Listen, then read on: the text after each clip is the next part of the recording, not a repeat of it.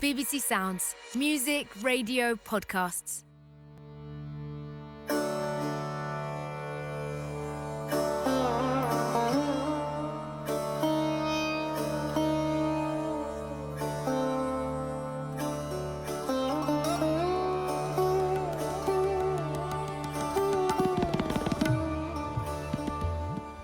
On the last day of her life, when she was 247 years old, the blind poet, miracle worker and prophetess Bumpa Gumpana completed her immense narrative poem about the kingdom of Bisnaga and buried it in a clay pot sealed with wax as a message to the future.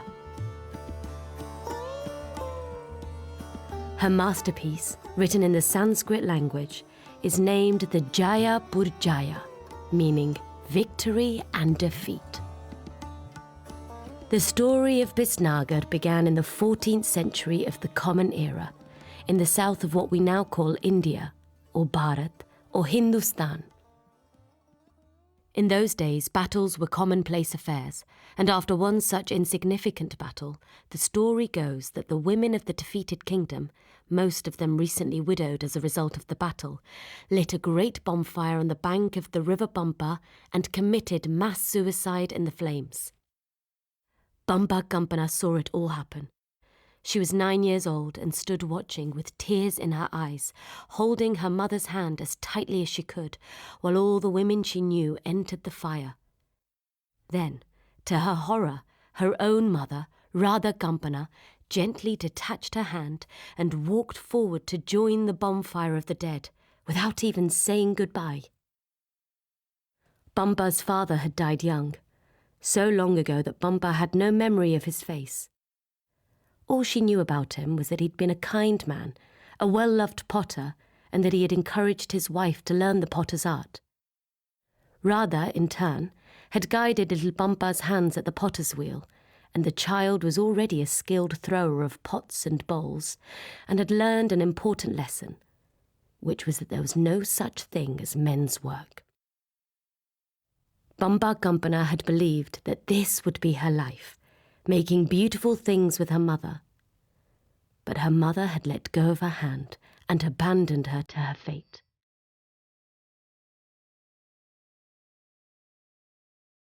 Now Bumpa Gumpana understood that her childhood was over and that she must never commit her mother's last mistake.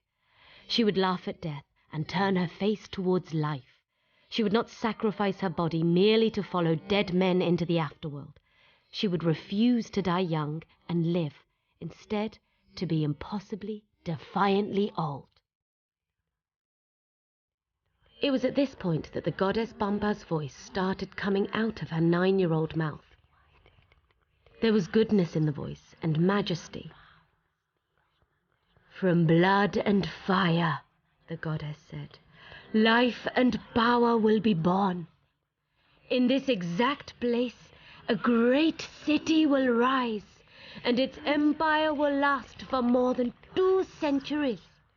And you," the goddess addressed Bumpa Gumpana directly, "you will fight to make sure that no more women are ever burned in this fashion, and that men start considering women in new ways, and you will live just long enough to witness both your success and your failure, to see it all and tell its story, even though once you have finished telling it, you will die immediately, and nobody will remember you for 450 years.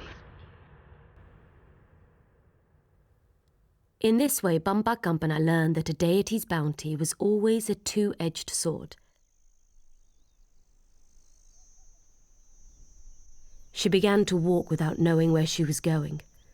On and on she walked until she arrived at the monk's mutt at Mandana. Later, as the empire grew, the Mandana mutt or seminary became a grand place where emperors came for advice. But in this early time before the beginning began, it was humble, little more than an ascetic's cave and a vegetable patch. The resident ascetic, a 25-year-old scholar, went by the name of Vidyasagar.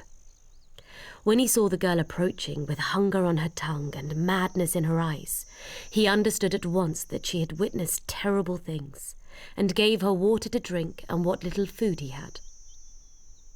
After that, at least in Vidyasaga's version of events, they lived together easily enough, in part because the monk had sworn a solemn vow of abstinence from the things of the flesh, so that even when Bampa Gampana blossomed into the grandeur of her beauty, he never laid a finger on her, although the cave wasn't very big, and they were alone in the dark. For the rest of his life, that was what he said to anyone who asked. Bampa Gampana, when asked, did not reply. She had not yet understood or harnessed the power of the goddess within her, so she had not been able to protect herself when the supposedly abstinent scholar crossed the invisible line between them and did what he did. He did not do it often, because scholarship usually left him too tired to do much about his lusts, but every time he did it, she erased his deed from her memory by an act of will. In this way, she was able to accept her fate in silence, but an angry power began to grow in her, a force from which the future would be born. She did not say a single word for the next 9 years. Her silence suited Vidyasagar perfectly, because on most days he was lost in meditation, considering the meanings of the sacred texts which he had learned by heart. He thought about peace and how to ensure the triumph of non-violence in a violent age. After 9 years, 2 brothers came to call, one tall, grey-haired, good-looking, and the other his much younger sibling. They were cowherds, they explained, who had heard of the wisdom of the sage Vidyasagar, and, to be honest, they had also heard of the beauty of the mute young woman who lived with him. So here they were in search of some good advice. They brought baskets of fresh fruits and nuts and an urn filled with milk from their favourite cow, and also a sack of seeds, which turned out to be the thing that changed their lives. Their names, they said, were Hakka and Bakka Sangama. "We know of you as the great apostle of peace," Hakka Sangama said to the sage. "Show us the fruits that non-violence can grow." To everyone's surprise, it was not the monk, but his 18-year-old companion who replied, in a strong, low voice that gave no hint that it had not been used for 9 years. "Suppose you had a sack full of seeds," she said. "Then suppose you could plant them and grow a city, and grow its inhabitants too, as if people were plants. Suppose now that these seeds could grow generations, and bring forth a history, a new reality, an empire. Suppose they could make you kings, and your children too, and your children's children." "Sounds good," said young Booker, the more outspoken of the brothers. "But where are we supposed to find seeds like that?" "Your name, Sangama, is a sign," she said. "A sangam is a flowing together of different parts to make a new kind of whole. This is your destiny. Go to the place of the women's sacrifice, the sacred place where my mother died. Build your city there." The young woman handed back the sack. "These are the seeds of the future. Your city will grow from them." The 2 brothers realized at that moment that they were both truly, deeply, and forever in love with this strange beauty. When they came to the designated place and scattered the seeds, the 2 brothers climbed to the top of a hill and sat down. After no more than an hour, they saw the air began to shimmer, and then the miracle city started growing before their astonished eyes. The stone edifices of the central zone pushed up from the rocky ground. The royal palace rose majestically, and the first great temple too, forever afterwards known as the Monkey Temple, because from the moment of its rising, it swarmed with long-tailed, grey temple monkeys of the breed known as Hanuman langurs. The mud, wood, and cowshit hovels of the common people made their humble way into the air at the city's periphery. In those first moments, the villas of the rich stood unoccupied. The canopied market stalls were empty. The riverbanks where washerwomen and washermen would do their work seemed to wait expectantly. Then life began, and hundreds, thousands of men and women were born full-grown from the brown earth, shaking the dirt off their garments and thronging the streets. Stray dogs and bony cows walked in the lanes. Trees burst into blossom and leaf, and the sky swarmed with parrots and crows. "This is what it must feel like to be a god," Bukka Sangama said in a trembling voice. "To perform the act of creation, a thing only the gods can do." "We must become gods now," Hooker said, "to make sure the people worship us." He looked up into the sky. "There, you see," he pointed. "There is our father, the moon." "No," Booker shook his head. "We'll never get away with that." "Let's go down and take a look at the palace," he suggested. "I hope there are plenty of servants and cooks, and maybe a women's wing of ready-made wives of unimaginable beauty as well. We should celebrate, right? We aren't cowherds anymore." "But cows will remain important to us," Hooker proposed. "Metaphorically, you mean? I'm not planning on doing any more milking." "Metaphorically, of course. And we have to decide which one of the two of us is going to be king first. I'm the oldest." "Oldest goes first. Where does it say that?" Hooker's hand moved to the hilt of his sword. "Here." Okay, Booker said, raising his hands in surrender. "You go first." Then they entered the city and, as night fell, found themselves at the dawn of time and in the midst of the chaos which is the first condition of all new universes. By now, many of their new progeny had fallen asleep, in the street, in the shadow of the temple, everywhere. They themselves were exhausted, worn out by everything that they had wrought, and so they made their way into the new palace. No sooner had they passed through the gate than courtiers rushed forward to escort them, and a flunky approached Hooker carrying a crown on a red velvet cushion. Hooker set it happily on his head. In the morning, a courtier came into Hooker's bedroom to draw back the curtains and bowed deeply. "How is the city today?" Hooker asked. "Perfect as always, sire," was the reply. "The city thrives under your majesty's rule today and every day." Hooker and Booker summoned horses and rode out to see the state of things for themselves. They were astonished to find a metropolis bustling about its business, as if everyone had lived here for years. "How did this happen?" Hooker asked his brother in wonderment. "There's your answer," said Booker, pointing. Coming towards them, dressed in a simple saffron wrap and carrying a wooden staff, was Bumpa Kampana. There was a fire blazing in her eyes, which would not be extinguished for more than 200 years. "You've done well," she said. They just needed someone to whisper their dreams into their ears.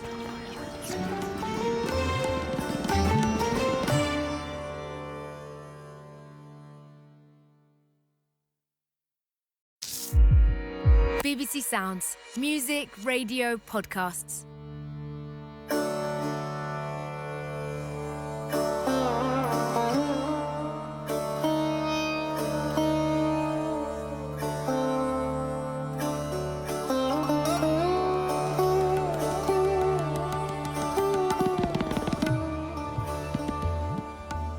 The Portuguese visitor was as handsome as the daylight.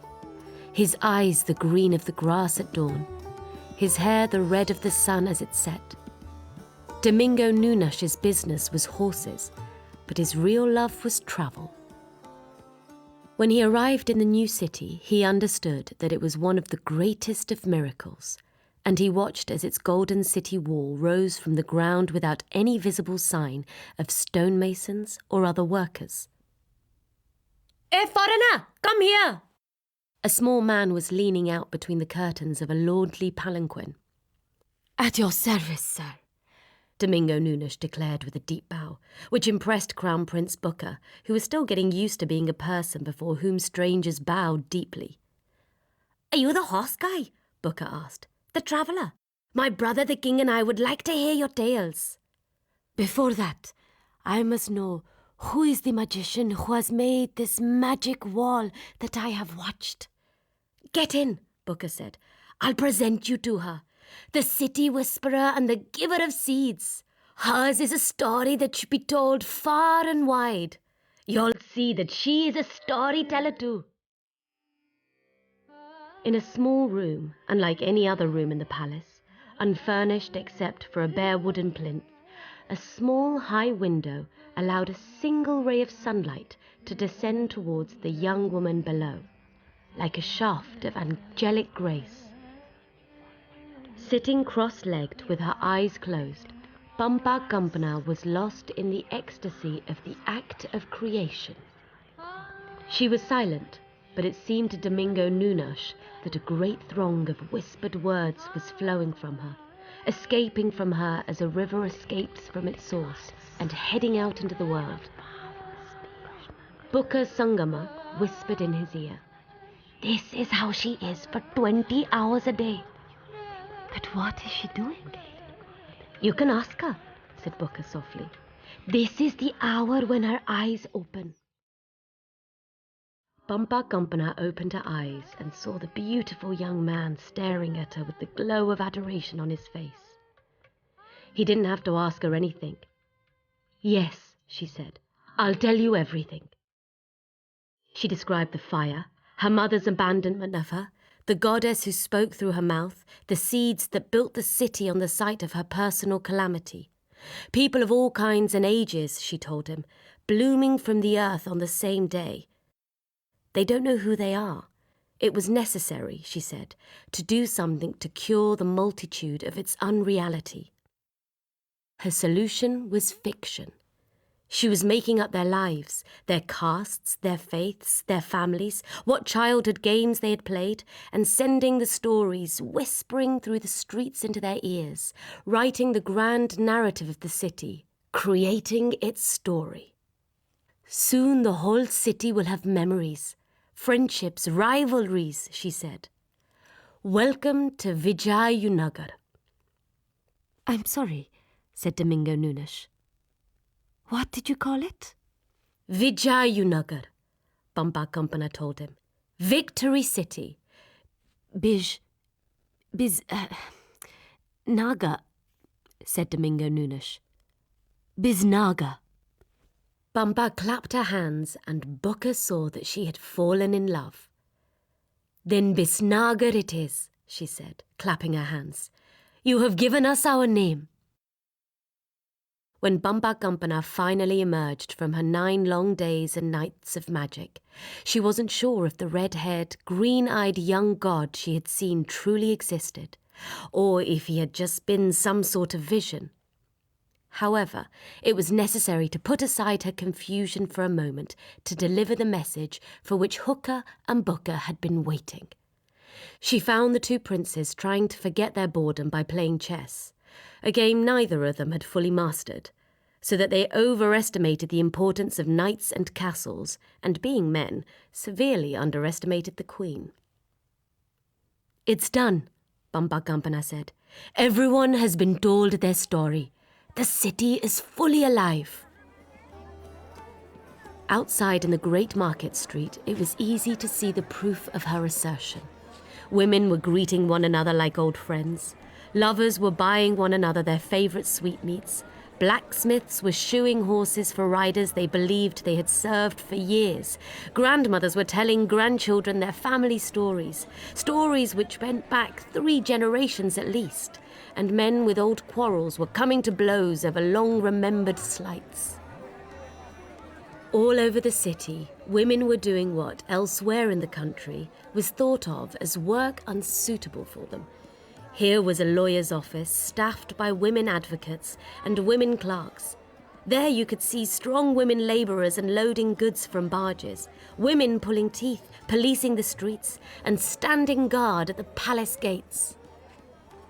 The walls around the citizens had risen to their final, impregnable height, and above the arch of the great gate, engraved in stone, was the city's name, which all its inhabitants knew for certain to be a name handed down through the centuries. Bisnagar. The news of Hooker and Booker establishing their rule over a miraculously newborn city had spread fast, along with rumours of a treasury overflowing with golden coins. It wasn't long before their three disreputable brothers, Chukka, Pukka and Dev, rode into town and demanded to see the king. "We are disappointed in our siblings," said Hooker, now Hooker Raya I. "Our siblings are unable to live up to the role for which history has chosen us." "As they are our brothers," Booker said, "our choices are straightforward. Either we have them executed immediately as potential traitors, would-be usurpers, or else we give them a job far away." "It's too early in the morning to spill family blood," said King Hooker to the brothers. "I will provide each of you with a formidable army and a territory to conquer. In addition, I will provide each of you with a personal guard, drawn from the women of the Imperial Defense Force. If you attempt any kind of treasonous insurrection against the Empire, against us, they have orders to kill you on the spot." "Take it or leave it," Booker told his brothers. "I'll take it," said Dev Sangama immediately, and the other two slowly nodded their heads. "Be off with you then," said Hooker Raya I. "There's an empire to be conquered and history to be made." The marriage of Hooker Raya I and Bamba Kampana was not a love match, at least not for the bride. The king had desired her since he first saw her, and had waited, longer than any king was comfortable with waiting, for her to accept his proposal. He was not blind, and his eyes and ears were everywhere in the city's streets, so he knew perfectly well that his beloved paid regular nocturnal visits to a certain humble hayloft where Domingo Nunes had taken lodgings. "You know where my heart lies," she said with a shrug. "And let me tell you that I will not abandon the interests of my heart, even though I will accept your hand to establish the bloodline of the Empire. And speaking more personally, if you harm him, you will never lay a finger on me." For the first 20 years of the Bisnagar Empire, Queen Bamba Kampana openly maintained two lovers, the king and the foreigner, even though both men were unhappy about the setup.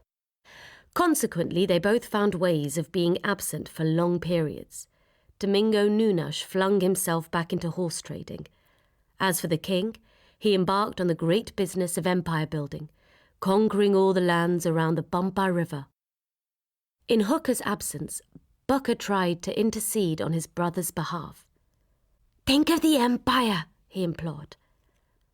"I'll tell you a secret," Bamba replied. "I'm going to have a child, and I'm not sure which one of them is the father." "The child is Hooker's," Booker said. "Be in no doubt about that, or the city you have built will crack and break and the walls will tumble down around our ears." In the next 3 years, Bamba Kampana gave birth to 3 daughters, and nobody, on pain of death, was allowed to notice the young princess's Iberian good looks, their fair skin, their reddish hair, their green eyes, and so on. But Hooker himself noticed, and his demeanour grew dark and withdrawn. As the years passed and the king was pushed by his private resentments into the embrace of religion, a gulf had grown between the brothers, Booker remaining cheerfully casual in the matter of faith, while his older brother grew ever more austere. Also, Bamba had produced no son, and the crown prince had begun to be concerned about the question of succession. "You will be king after your brother," she told Booker. "And to be perfectly frank, I can't wait until I'm your queen." Booker had felt a shiver of fear. If Hooker Raya received even a hint that his wife was looking forward to entering his brother's bed once he himself was dead, then the tide of blood would become a flood and the empire would be lost in a dreadful civil war. After that, he began to drink at the backstreet tavern known as the Cashew, in the company of a grizzled old soldier named Halaya Kote. Halaya Kote had seen combat with Hooker and Booker during their soldiering days, and was over a decade older than the brothers. He arrived in the city just when the Crown Prince needed a drinking buddy, and the two became inseparable. Halaya Kote was dismissed by everyone as an overweight and washed-up old soak. However, the truth was that Kote was a member, perhaps even the leader, of a small underground sect known as the Remonstrants, whose leaflets accused the priesthood of rank corruption and demanded radical reforms. This was known to Booker, but he gave no indication of knowing. 20 years had passed since the day Bumpa Gumpana had given the magic seeds to Hooker and Booker, and when she looked at herself in the polished shield on the wall of her bedchamber, she estimated that she might have aged 2 years at most in those 2 decades. The knowledge brought her very little pleasure. She understood it was her destiny to lose everyone she cared for. Her lovers would die. Her children, who already looked more like her sisters than her offspring, would look older than their mother and fade away. The generations would flow past her, but her beauty would not fade. "It's hard for me to love anyone with my whole heart, because I know that they are going to die," she said to Domingo Nunes. "What kind of excuse is that?" he demanded. "Everybody in the human race faces that fate. You do too." "No," she said. "I will live for nearly 250 years and look forever young, or almost young. You, on the other hand, you have already aged, and the end is near. You will die the day after tomorrow, because your heart will explode, and perhaps it will be my fault. I'm sorry." Domingo Nunes spent the next 24 hours getting drunk in the company of Booker Sangama and Halaya Kote. When his heart did burst, just as Bumpa had predicted, the news flew around Bisnaga that Bumpa Gumpana could not only whisper people alive, but also whisper them dead.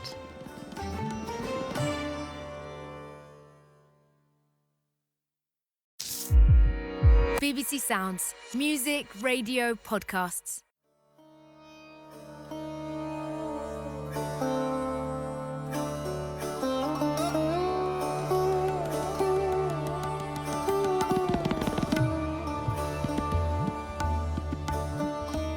In the days after the death of her lover, Bumpa Gumpana began to feel oddly estranged from herself.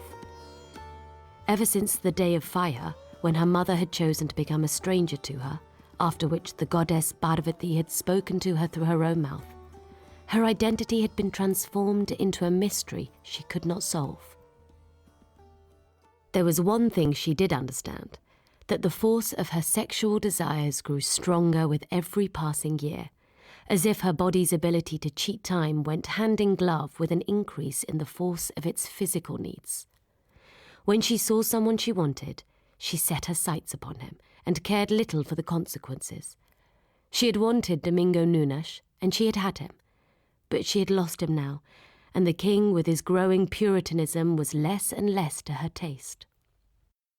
The person upon whom her predatory and possibly lethal gaze alighted was her husband's brother Booker. Her attraction to the Crown Prince rapidly became obvious to everyone at court and seemed impossible to comprehend. By this time, Booker's body had bulged and sagged in several places, and he had the helpless look of a bulbous human root vegetable. This sack of a man was oddly endearing to the lustful queen. It had come to Bumpa Gumpana in a dream that this year would be the last of her husband's life, and so she had to think about the future. It was important that she safeguard Booker's long-established claim to the throne, because if he was wearing the crown, then her 3 daughters would be safe. Of course, the news of Bumpa Gumpana's entanglement with the Crown Prince reached King Hooker's ears almost immediately, and the cuckold king, unwilling to move against his brother, was forced for one last time to leave home on a military expedition to conceal his shame and also, by military triumph, to erase it. The Sultan of Madurai was a nagging thorn in the empire's side, and he needed to be dealt with, Hooker decided. The king hugged his brother, and for a moment they were two poor cowherds again, just starting out on life's road. Then he left, knowing in his heart that his own road would run out soon. On his journey away from his queen and his capital, Hookariah found himself wondering how and why he had changed over the years. The answer was, he had changed because the sage Vidyasagar had changed. The seemingly humble monk, who had been both protector and secret predator of the child Bumper, fleeing from her mother's pyre, had now grown into a man of power and was no longer the pure but also impure mystic of his youth. He was the first person to see King Hooker every morning, because the king needed him to read the stars and tell him what the day held in store, even before he had breakfast. It was Vidyasagar who told the king who should have access to the royal presence and who would be better avoided on account of an unhappy configuration in the heavens. Booker, in whose less superstitious opinion astrology was a pile of bunkum, had begun to dislike Vidyasagar heartily, seeing his prognostications as plain political manoeuvring. He told Bambagampana, "When it is my turn, I'm going to clip the priest's wings." "Yes," she said with a vehemence that startled him. "Be sure that you do."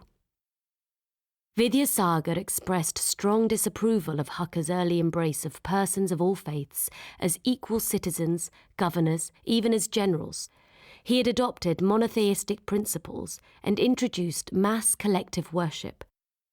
These radical innovations were beginning to be known as new religion, much disapproved of by the remonstrants, underground supporters of old religion. Their pamphlets insisted that the worship of a god was an experience between the individual worshipper and the god and nobody else, and these gigantic prayer meetings were really political rallies in disguise. But the idea of mass worship caught on, and Vidyasagar murmured to the king that if he led these ceremonies, there would be a valuable blurring between the worship of the god and the devotion felt for the king, which proved to be true. All of this has pushed Booker and Hooker even further apart. Bambagampana saw the rift between the brothers very clearly, and she made her choice. Hookariah was victorious in Madurai, but on his way home, riding at the head of his troops, he suddenly cried out and dropped off his horse. Just as the army reached Bisnagar, it was announced that the king was dead. "The death of the first king is also the birth of a dynasty," Bambagampana told Booker. "And another word for the evolution of a dynasty is history. On this day, Bisnagar moves out of the realm of the fantastical into that of the historical, and the great river of its story flows into the ocean of stories, which is the history of the world."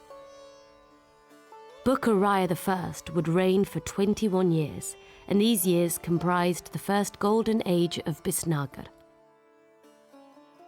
Hooker's puritanical religious sensibilities were replaced by Booker's happy-go-lucky lack of religious rigour, and the mood of tolerance in which the city and empire had been born returned.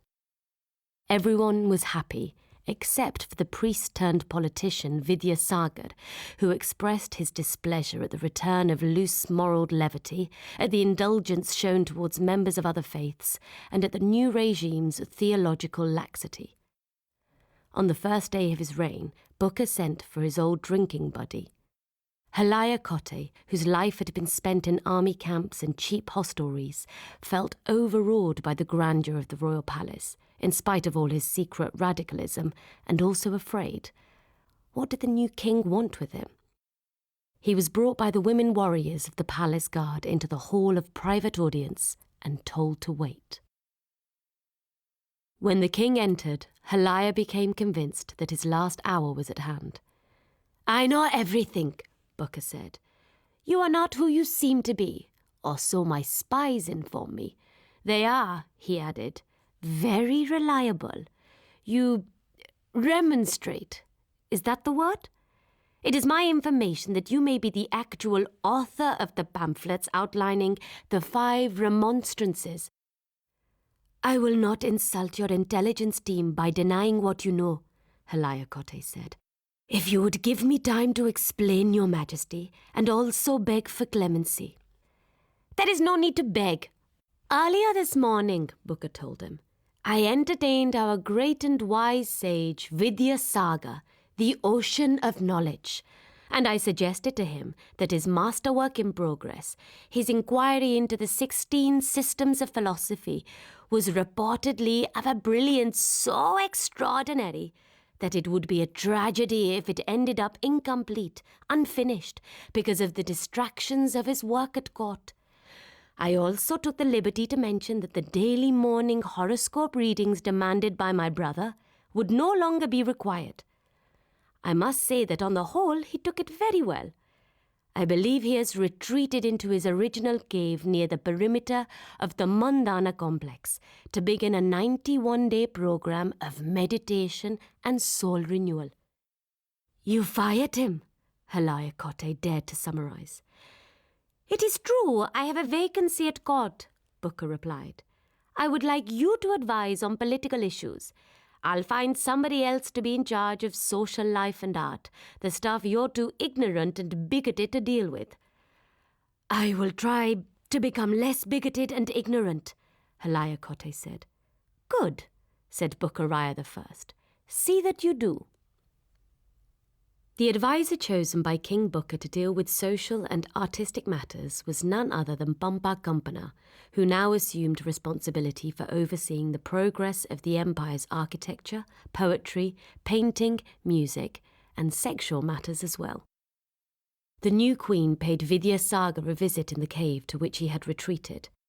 She came without any retinue of guards or handmaidens, and wearing only the mendicant's 2 strips of fabric, apparently turning herself once again into the young woman who had slept on the cave floor for so many years and borne in silence everything he had done. After a few ritual compliments, she outlined her plan. As a central part of her program as culture minister, she proposed to build a spectacular new temple within the city walls. She would select the most gifted masons and stone carvers in Bisnagar to cover the temple's walls, with erotic portraits featuring many positions of sexual ecstasy, including, but not limited to, those spoken of in the Tantric tradition, or recommended in ancient times in the Kama Sutra of the philosopher Vutsiyayana of Pataliputra, of whom, she added, great Vidyasagar must surely be an admirer. Vidyasagar heard Bumpa Gumpana out and then replied in his loftiest and most patronizing tones. Your attempt to justify obscenity by calling upon the ancient wisdoms is ingenious, if tortuous, but to say the least, misguided. I will allow no such display upon the pristine sites of our Bisnagar. Bumpa Gumpana's voice was like ice. While my lips have remained sealed concerning your behavior in this cave all those years ago, I am prepared to unseal them at any moment, should you try to stand in my way. You can look at these carvings every day for the rest of your life and ponder on the difference between willing and joyous lovemaking and forcing oneself brutally upon another, smaller, defenseless human being. And so Bumpa Gumpana and Vidyasagar became enemies. Bumpa Gumpana further determined to take erotic art away from the religious settings in which it had exclusively been seen up to that point, and to transform it into a celebration of everyday life. Booker, a king who believed in the pleasure principle, gave her his full support, and in the months and years that followed, carvings of beautiful Devadasis and their male companions began to be seen on the walls of residential quarters, above the bars of the cashew and other such hostelries, the exteriors and interiors of shopping establishments in the bazaar, and in short, everywhere. Bumpa trained a new generation of women woodcarvers and stonemasons, because women had more complex and interesting ideas about the erotic than men did. In those years when her sons were being born, yes, her next 3 children were all sons, she set out to transform Bisnagar from the puritanical world envisaged by Vidyasagar into a place of laughter, happiness, and frequent and variegated sexual delight. It was Halaya Kote who came to Booker to warn him that the plan might be backfiring. "There are grannies," Halaya said, "who don't like having wooden threesomes set into the walls above their beds. There are parents who are finding it difficult to explain to their children exactly what's going on in the carvings." "I understand," Booker said to Bumpa in the royal bedchamber that night, "that for you the act of physical love is the expression of spiritual perfection. But apparently not everybody sees it that way. It may just be," the king gently added, "that your ideas are too progressive for the 14th century. You're just a little ahead of your time." "A mighty empire such as ours," she replied, "is precisely the entity that should set out to lead the people towards the future. Let it be the 14th century everywhere else. It's going to be the 15th century here."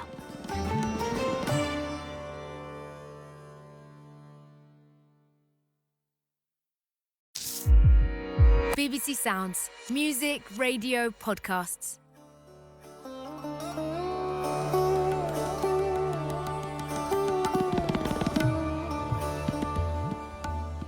The 3 daughters of Bumpa and Domingo Nunash were Yochna, Zerelda, and Yuktashri. Bumpa did not try to force them to marry. Instead, she proposed to King Booker her latest radical idea. Women, she said, should have the same rights of succession to the throne as men. "In the Bisnagar Empire," she said in her address to the council, "women are not treated as second class. We are neither veiled nor hidden. Women take part in every action of the state. We have women medicals, women accountants, women judges, and women bailiffs. You see around you the formidable women of the palace guard. We believe in our women. Why then should we not allow a woman to rule over us?" At the time of the equality proposition, the 3 sons of Bumpa and Bukaraya I were just 8, 7, and 6 years old. Bumpa did the best she could with her bratish sons, in whom she was, to tell the truth, considerably disappointed. When word got out that the king and his council were giving serious consideration to the Queen's proposition, the 3 brothers stormed shouting into the council chamber to make their feelings known, pursued by hand-flapping tutors and governesses trying to calm them down. Bumpa son's behaviour appalled her, and it was at this point that she made the shocking choice that would alter the history of Bisnagar and dramatically change the course of her own life as well. "I do not recognise my own blood in these noisy little barbarians.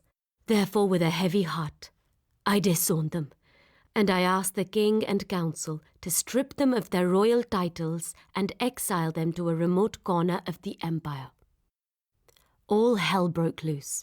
Bukaraya I was plunged into the inferno of impossible choices: to support his wife and outlaw his children, or to protect the little princes and alienate Bumpa maybe permanently. As the news spread, fights broke out in the streets, and there were many violent assaults on women by those who opposed the Queen's position. By the 7th day, the violence was out of control. For this entire week, Bukaraya I sat alone in his private chambers. At last, Bumpa forced her way into his presence. "If you don't act now," she told him, "then everything will collapse." Bukaraya accepted and agreed with Bumpa's requests and sent his sons to live out their days under house arrest in Jaffna, one of the many kingdoms that paid him tribute.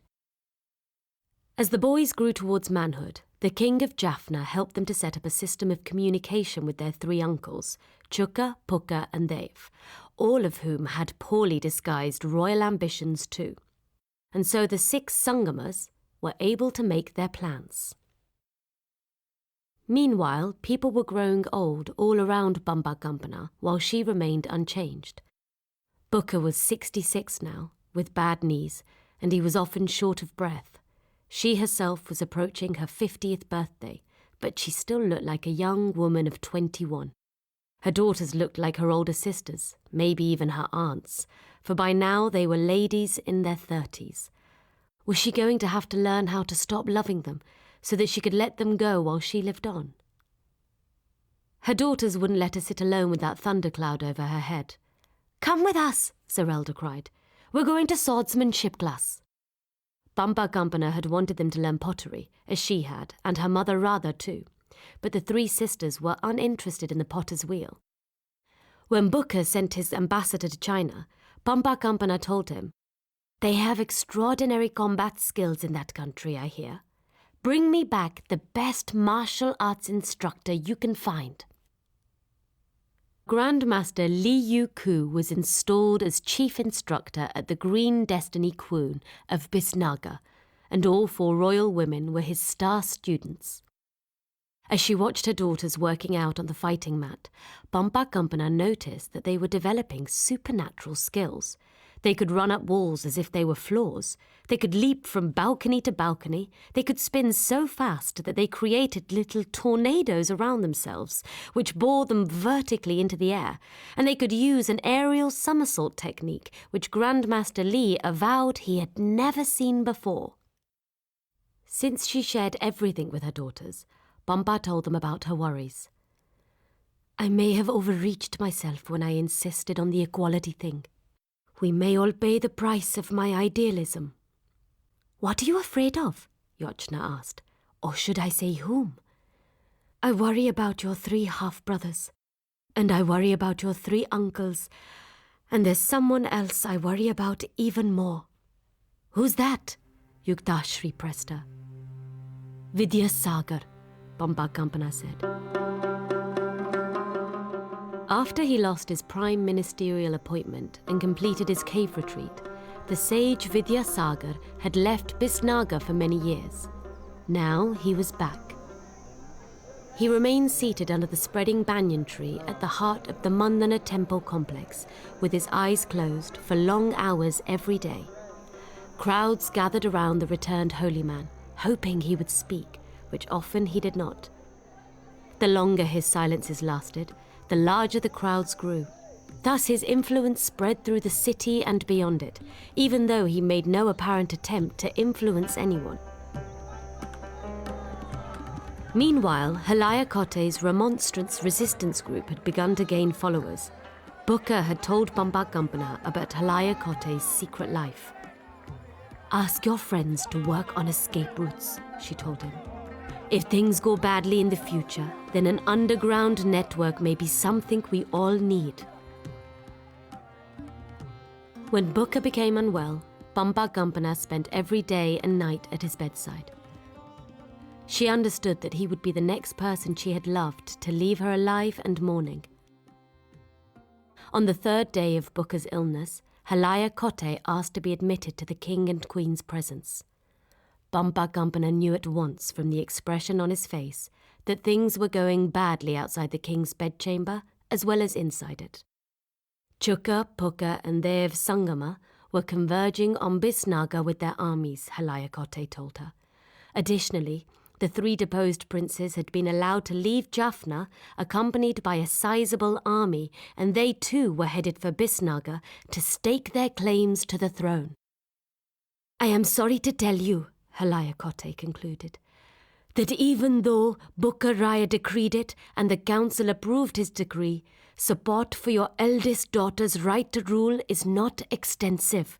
Queen Yochna is still a step too far for most people." 6 claimants to the throne that has not yet been vacated, Bambagampana said. "And who will choose between them?" It was a question to which they both already knew the answer. The answer was sitting under a banyan tree at Mandana with his eyes closed, apparently removed from these events, not remotely to be thought of as an individual who had corresponded and conspired with all 6 claimants, but merely a saint under a tree. "Whoever it is and whoever takes the prize," Halayakote told Bambagumpana, "the danger to you and your daughters is very real." "We will not run," Bambagumpana said. "I will sit by my husband's bedside, and if he leaves us, I will make sure he does so with all the honors of the state. This is my city, which I built from seeds and whispers. Its people, whose stories are my stories, will not chase me out." "I will remain by your side," said Halayakote, "with all the defenders I can find." "Don't worry about anything," Zerelda comforted her mother. She was the best fighter of the 3 daughters. "We'll protect you against anyone and everyone." And, she added, calling out to her teacher, "You'll protect the Queen too, won't you, Grandmaster?" Grandmaster Lee bowed. "With my life," he agreed. The day after Bukariah I died peacefully, a detachment of soldiers separated Halayakote from the 4 royal women who were sequestered in the Zenana, the women's house, under 24-hour armed guard. The priest Vidyasagar was some distance away under his banyan tree, lost in meditation, and had not spoken a word, yet somehow everyone knew who was in charge. It was Grandmaster Li Yuku who was their saviour. He arrived, flying over the rooftops like a giant supernatural bat, and dropped into the Zenana's inner courtyard like a panther, cutting a path of death all the way to the 4 ladies. The princesses, 2 of them holding their mother by her hands, followed him as he ran up walls and along the heights of the city, bounding from temple to tree to battlement. The 5 of them dropped silently to the ground beyond the defences of the city, at the place where Halayakote was waiting with 6 black horses, saddled and ready to ride. Bambagumpana does not say in her book how long they rode or in what direction. All we know is they rode hard and they rode long, until at last they came to the Forest of Women, the most powerfully enchanted forest of them all. At the edge of the forest, Bambagumpana had a warning for Halayakote and Grandmaster Lee. In this forest, under the protection of the goddess Uranyani, only men who have achieved complete self-knowledge and mastery over their senses can survive in male form.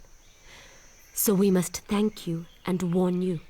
It would be safer to say goodbye. The men considered this unexpected obstacle for some time. "I swore to protect you, and I will go with you, come what may," said Grandmaster Lee. Halayakote shifted in his saddle uncomfortably. "Oh, bugger it, I'll stay too," he said. They all stood for a moment, then into the trees they went, and the wood closed around them. Halayakote was the first to speak. "Ladies, if you'll excuse the vulgarity, I have checked myself and it feels like I am not changed." "Oh, wonderful!" cried Yochna, the eldest princess, and Bambagumpana noticed just a little too much emotion in her daughter's voice. "And you, Grandmaster?" Zerelda asked. For the second time, Bambagumpana thought she heard a note of fondness in one of her daughter's voices. "I'm happy to say that I too appear to be intact."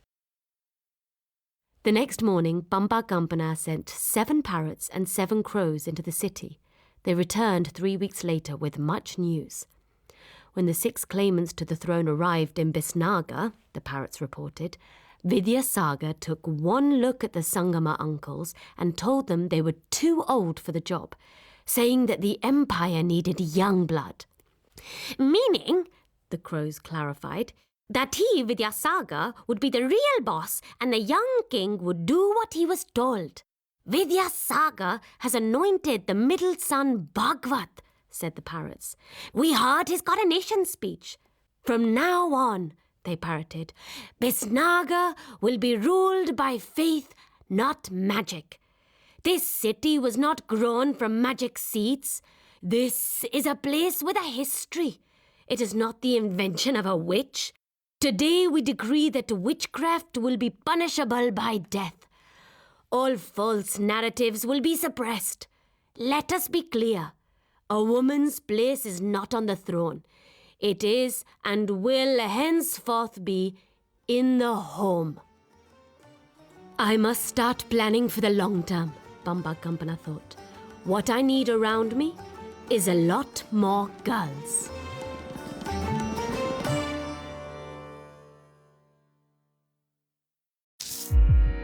BBC Sounds. Music, radio, podcasts.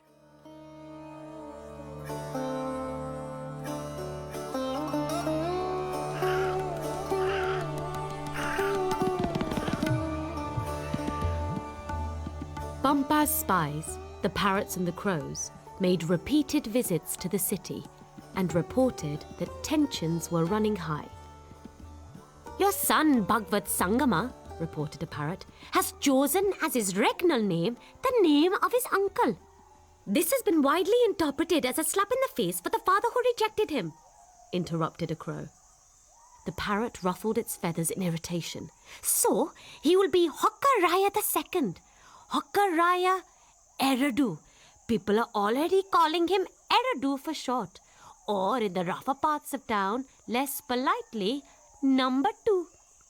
The backstreet name suits him very well, said Bamba Kampana. It quickly became evident that the forest creatures meant Bamba and her companions no harm. Snakes hung down from the trees.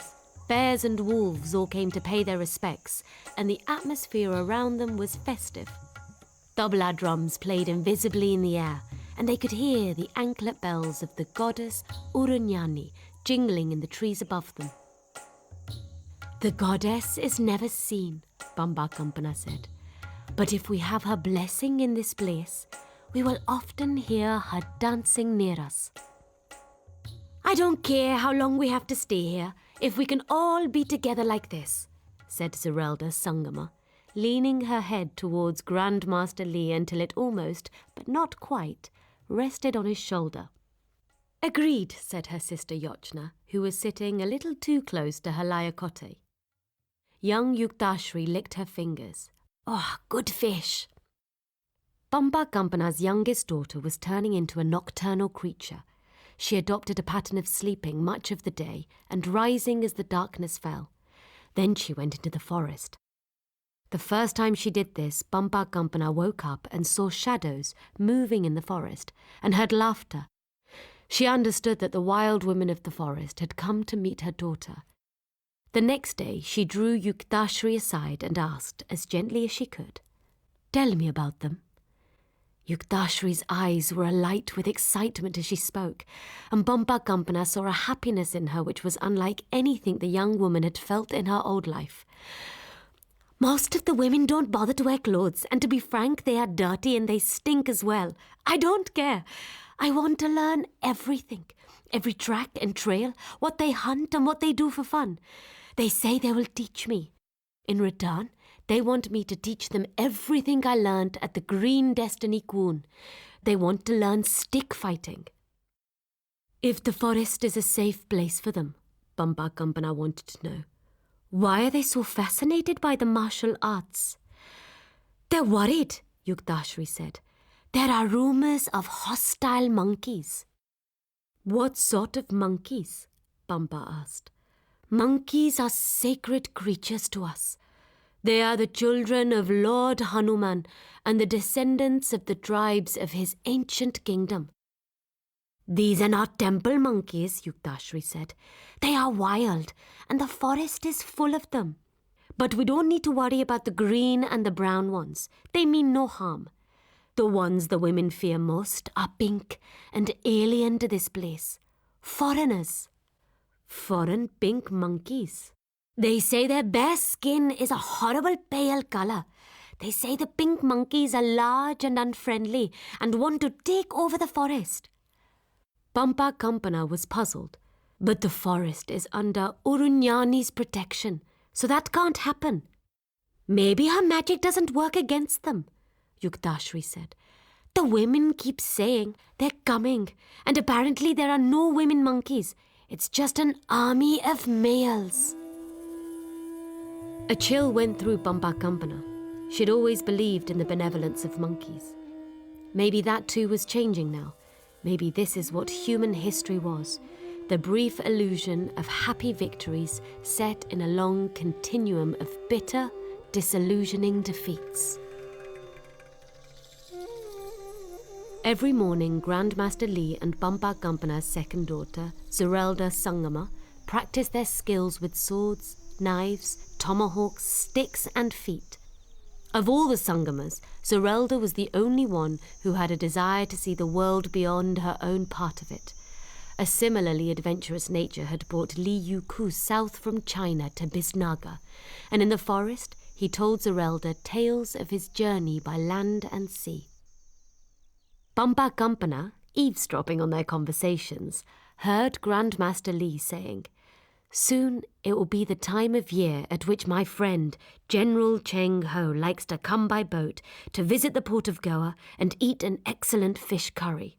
And she realized that the time of their departure would not be long delayed.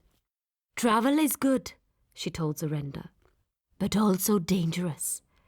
Remember that number 2 is king of all the land up to and including Goa, and that we are all declared to be witches, so we are fugitives from what he would call his justice. If you want to meet General Cheng Ho safely and embark on his boat without any trouble, we have to make a careful plan." Grandmaster Li spoke up. "I have already explained to Princess Zurelda that all of this cannot happen because I am bound by my oath." "I release you from your oath," Bambakampana said. "My daughter loves you, and I see that she loves too the kind of journeying life you have in mind. But before you leave, to keep you safe, there is someone with whom I must speak." It is at this point in her great work that Bambakampana writes about her first visit to the goddess Urunyani and of the gift the goddess gave her. She was enveloped, she tells us, in a sudden whirlwind which wreathed her in circling leaves and bore her up out of sight. Above the forest's canopy, hovering in the air, was a golden ball of light. Around the golden ball, a group of ferocious cheel birds, the pariahites who look out for the world's outcasts, was hovering. A voice spoke to her from this ball. "Ask me," it said. When Bambakampana returned to the forest glade, she said simply, "I asked for a certain gift, and she gave it to me." She refused to explain further. "When the 2 of you are ready to leave, come to me, each of you holding a crow's feather in your hand." After that, she retreated into the forest to meditate for 7 days. When she returned, she was smiling calmly, and if she was grieving, she did not show it. "Are you ready?" she asked Zurelda and Yuku. Each of them held a crow's feather. "I have a feather too," she told them, "but mine came from a cheel. It's sensible for you two to be commonplace birds that nobody will look at twice. But if I am going to guard you on your journey, I need to look as fierce as possible." Once she cast the spell which Urunyani had given her, she said they would all 3 be transformed. "Look after the feathers," she told them. "They will only work 3 times. Good luck and goodbye." Her face was expressionless. "Let's just go." And the 3 of them, 2 crows and a kite, soared out of the forest into the darkness. Then with a twinkling of lights there was Goa, and beyond Goa, the sea, and in the harbour was the largest wooden ship Bambakampana had ever seen. She hovered above the ship as 2 faint shadows in the prow looked up towards the midnight sky and raised their hands in farewell. As she flew back to the forest of Urunyani, she kept her feelings under tight control. At least, she thought, I'll never have to watch her grow old and die. Time drifted aimlessly, as if floating on tides of sadness in the period after Zerelda's departure. Years passed without anybody noticing. Nobody seemed to be getting older. Yotchna, the oldest and most romantic of the sisters, sought to heal herself by plunging into love. She turned towards Halayakote and declared her affections. The old soldier, besotted with her as he was, did his best to discourage her. "My knees creak when I stand up. I've lost most of the hair on my head. The hair on my chin is white and my back hurts.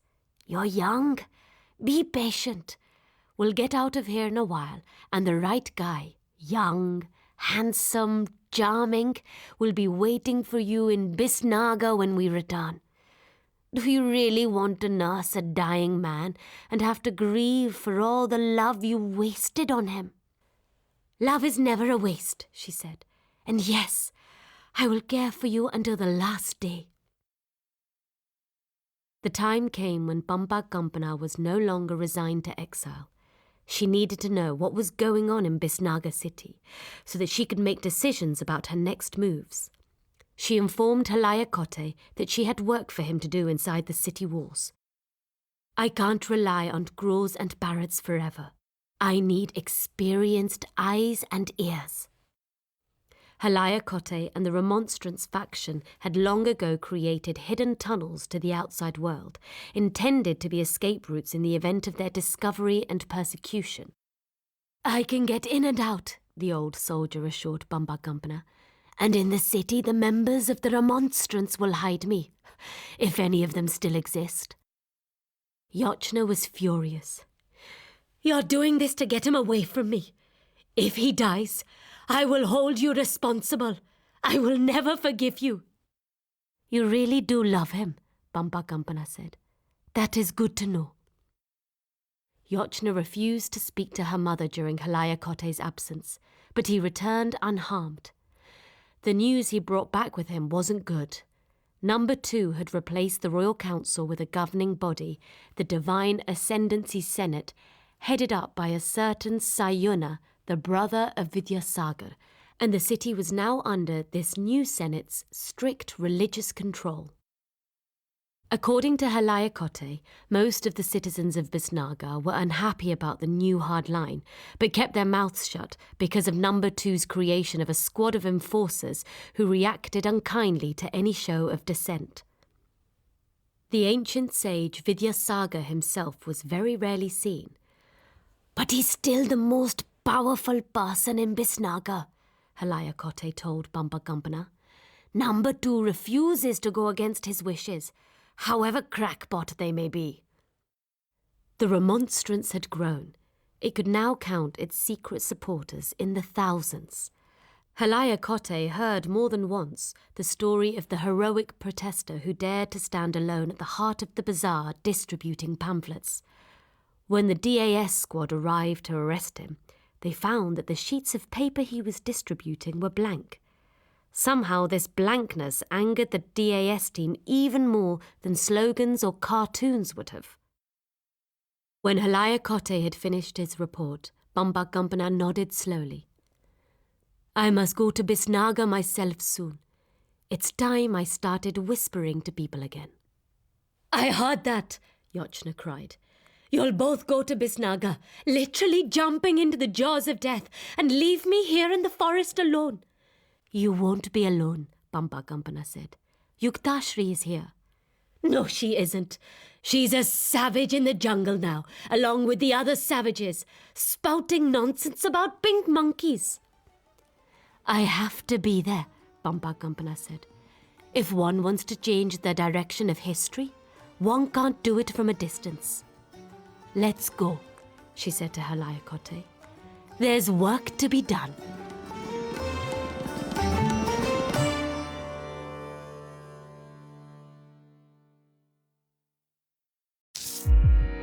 BBC Sounds. Music, radio, podcasts.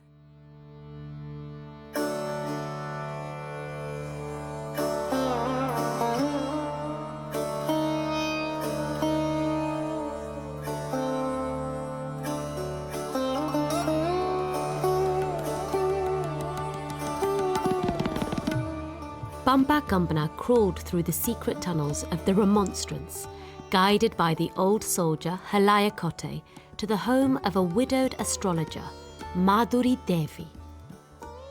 This was a time of much upheaval in the capital.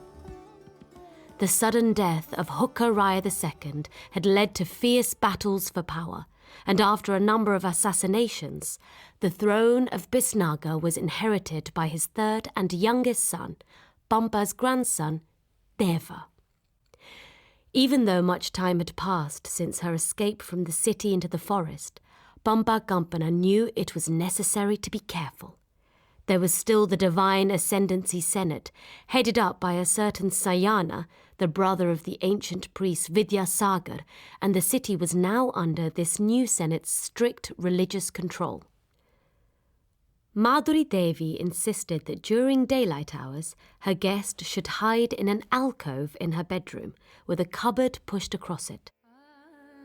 In her hidden alcove, Bamba Gumbana adopted the lotus position, closed her eyes, and allowed her spirit to travel through Bisnagar as it had in the early days, listening to the thoughts of the citizenry and eavesdropping on the machinations of the kings.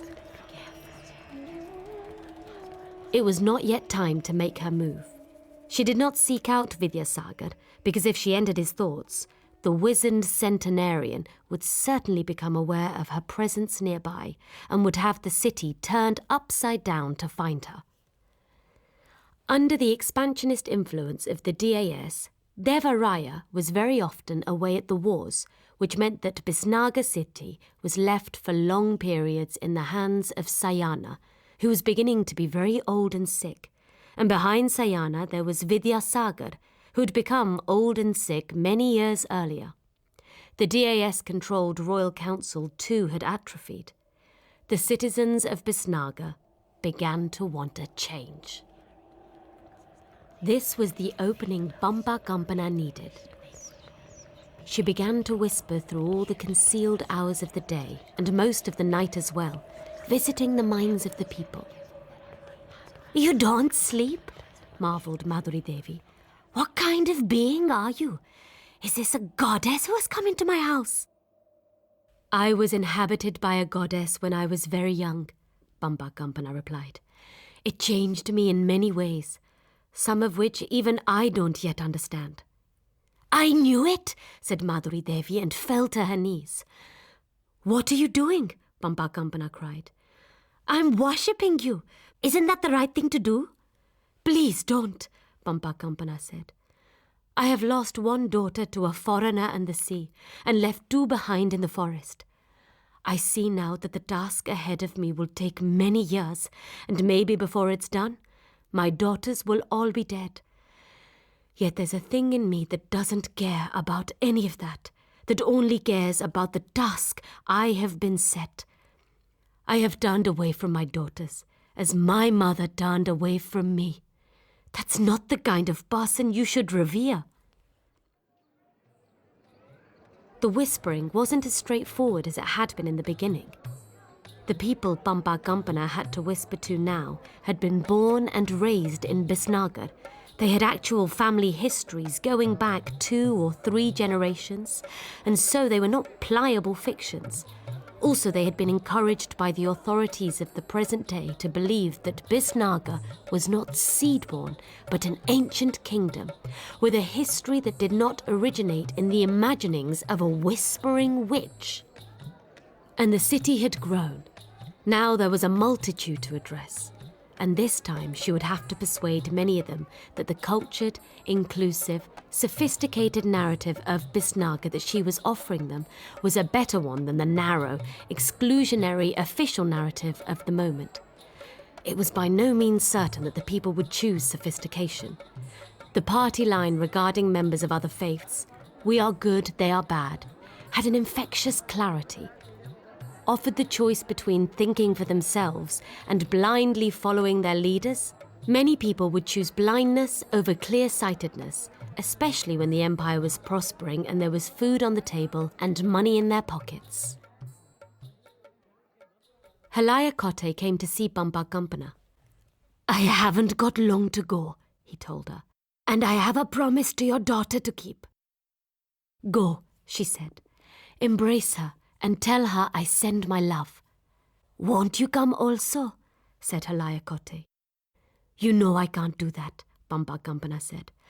I have to sit in an alcove and try to create a mass movement. Once I was a queen. Now I am a revolutionary. Or is that too grand a word? Let's say I'm a witch behind a wardrobe. When the king's advisor, Sayana, finally died, Pampakampana began to whisper into the king's ears.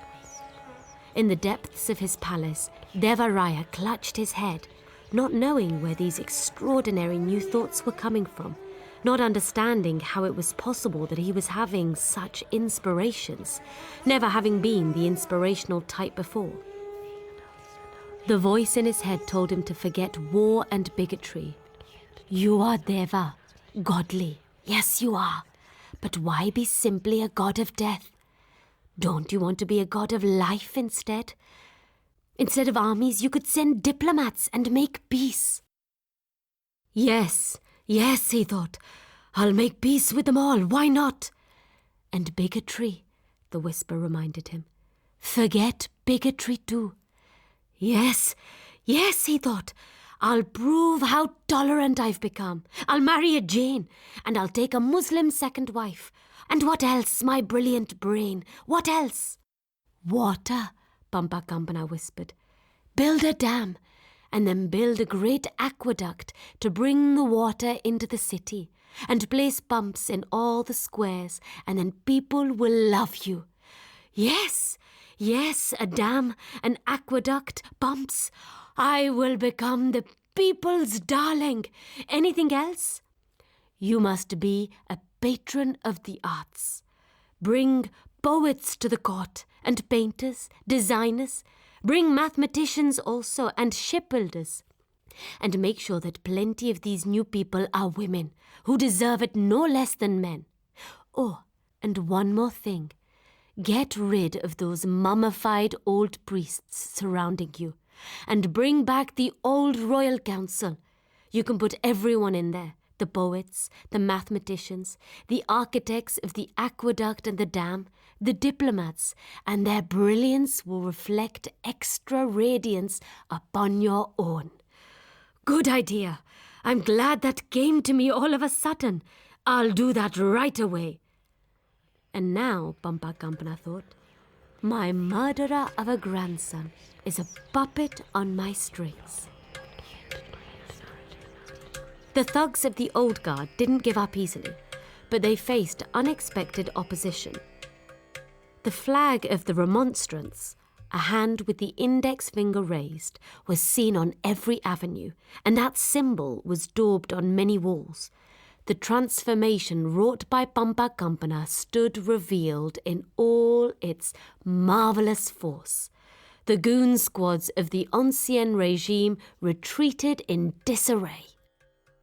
The king in his palace heard the voice, which he thought of as the voice of his own genius, whispering in his ears. You have done it. Yes, he assured himself. Yes, I have. A new day dawned in Bisnaga. 90 years had passed since Hooker and Booker Sangama had scattered the magic seeds, and by now most people thought of that story as a fairy tale. Pampakampana abandoned her alcove and emerged into the daylight, unrecognizable, a young woman, apparently in her middle 20s, who was nearly 110 years of age. She might easily have taken much justifiable pride in her success, but she was melancholy. This eternal youth, she wrote, is a kind of damnation. I am a ghost in a body that refuses to age, a shadow, a dream. On the day Vidyasagar died and the city was plunged into mourning, Pampakampana made her first visit to the tavern called the Cashew and ordered a jug of the powerful liquor that Halayakote used to drink long ago in the company of a man who had become king. She had emptied half the jug when a foreign-seeming fellow with green eyes and red hair approached her. She scrutinized him closely. "It's not possible. You're long dead." "I assure you that I am alive," the stranger replied. "Don't be ridiculous," she said. "Your name is Domingo Nunes, as I should know because we were lovers for many years, and this is an apparition caused by the alcohol." "I have heard the name of Nunes," the stranger replied, "but he is someone from a long time ago. I am also Portuguese. My name is Fernão Paias. May I sit with you?" "I'm too old for you," she said. "I'm 108 years old." Fernão Paias smiled his most ingratiating smile. "I like older women." Bumba Gumpana at first thought herself to have fallen in love, but then realized that what she was experiencing was relief. She was being given a second chance at life, had been granted the possibility of having an ordinary place in the world instead of a relentlessly extraordinary one. This man, Paias, was lively and adventurous, appeared to be sincere in his feelings for her, and best of all, was absent for long stretches of time, travelling back and forth between Bisnaga and the lands of Persia and Araby in search of fine horses to sell. "Truly, this is the best of all possible men," she told herself. "He's loyal and loving, and has put a good roof over my head and food in my belly, and most of the time he isn't even here." Her one continuing anguish, compounded by Fernão Paias's astonishing resemblance to Domingo Nunes, had to do with her daughters. Not to know how they were, well or unwell, happy or unhappy, alive or dead, that was difficult. Zerelda had chosen a travelling life with Grandmaster Lee. Yuktashri was at home with the wild forest women, and had even become one of them. 2 out of 3 was not bad, she thought. Yochna was the one with the grievance, the one who would not forgive her mother for taking Halaya Kote from her. The old astrologer Madhuri Devi, now a royal counsellor, often talked to her about goings-on in the palace. "The fact is, Devaraya has lost all interest in the business of being king," Madhuri said. "He leaves everything to us and has gone back to his carousing ways." "Everybody in the market is talking about his army of wives," Bumpa said. "Yes, 12,000 wives," said Madhuri Devi. "But I doubt he's been able to do anything energetic with any of them. He wants 4,000 of them to burn themselves on his funeral pyre when he dies." "There will be no more burning of living women on dead men's pyres in Bisnaga," Bumpa Gumpana said with great ferocity. "Never again."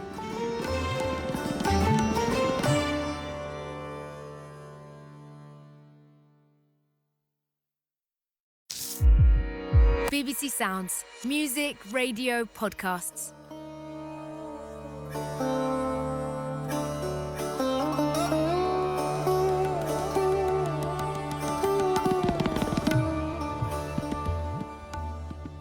One night, Bumpa Gumpana was woken up by the cawing of a crow near her ear. She woke up and understood that her other world had come to draw her away. "You bring me a message," she said. "My daughters, how are they?" "There is one daughter. The other died long ago," the crow said tersely. "I'm just a messenger. Don't kill me. I'm just a crow." Bumpa Gumpana took a deep breath and controlled her tears. "What's the message?" she asked. Yuktashri's message was war. Bumpa Gumpana went to the old house with the secret alcove one last time. "I will never see you again," she told Madhuri Devi. "But I know I am leaving my city and the empire in safe hands. I whispered in the king's ear last night, so don't be surprised if he announces his decision to ban the burning of widows in the whole empire and to restore the status of women in Bisnagar to the way it used to be." "I have never thought of you as a supernatural being, although you are," Madhuri Devi replied. "But now I see your solitude and the sadness that it brings. We are just fleeting shadows on a screen for you. How lonely that must be." Then they parted, knowing it would be forever. Bumpa Gumpana's youngest daughter was waiting for her at the edge of the forest. "I waited too long to call you," Yuktashri said. "Things are bad here, and the final conflict will begin very soon." The pink monkeys came at first in small groups. They said they were traders, employees of a trading company from far away, but news had reached them of the riches of the forest of Arunyani, where it was possible to find produce that grew nowhere else in the world. "We ask your permission to receive some of the bounty of the forest," the pink monkey said, "and we will repay you in currency that would be meaningful to you. Maybe it's time you learned the value of silver and gold," they suggested. "Without it, you will become irrelevant, and the future will arrive like a forest fire and burn your jungle to the ground." The beginning of the problem was the willingness of the forest's green and brown monkeys to invite groups of pink monkeys into their trees. Soon some of the pink leaders had persuaded the green monkeys that they needed to be afraid of the brown tribe, while other pink leaders persuaded the browns of the malicious intentions of the greens. In a startlingly short time, the pink monkeys had acquired footholds in the forest, and they used these to expand the areas of their control. The goddess Arunyani could surely prevent the invasion, Bumpa Gumpana suggested, but Yuktashri shook her head. "Her protective power won't work if forest dwellers themselves invite the intruders in." Bumpa Gumpana spread out her arms and called the goddess's name. Then the whirlwind came as before, and she was hidden inside the whirling leaves and carried into the sky. And there she was, Arunyani floating on the sky, presenting herself to Bumpa Gumpana, not in the golden crown and bejeweled radiance of a god, but plainly dressed in simple woodland clothes. "Ask me," she said, as she had said once before. "When I was 9 years old, the great goddess Bumpa herself entered me," Bumpa Gumpana said. "Maybe there is a greater strength in my body than I know, and together we can rid the jungle of this plague of short-tailed, hairless foreigners." "The moment is near when the gods must retreat from the world and stop interfering in its history," Arunyani told her.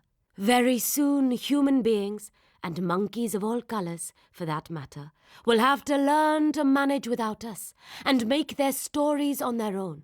So even if you and I together manage to win this battle, the victory may be real, but also temporary. You should understand that." "Forever is a meaningless word," Bumpa Gumpana said. "Now is my only concern." So Bumpa Gumpana and the goddess Arunyani went together to face the enemy. Bumpa Gumpana tells us in her great epic that they became two golden suns, goddess and woman, flaming, blinding, burning, utterly consuming the enemy in their fire.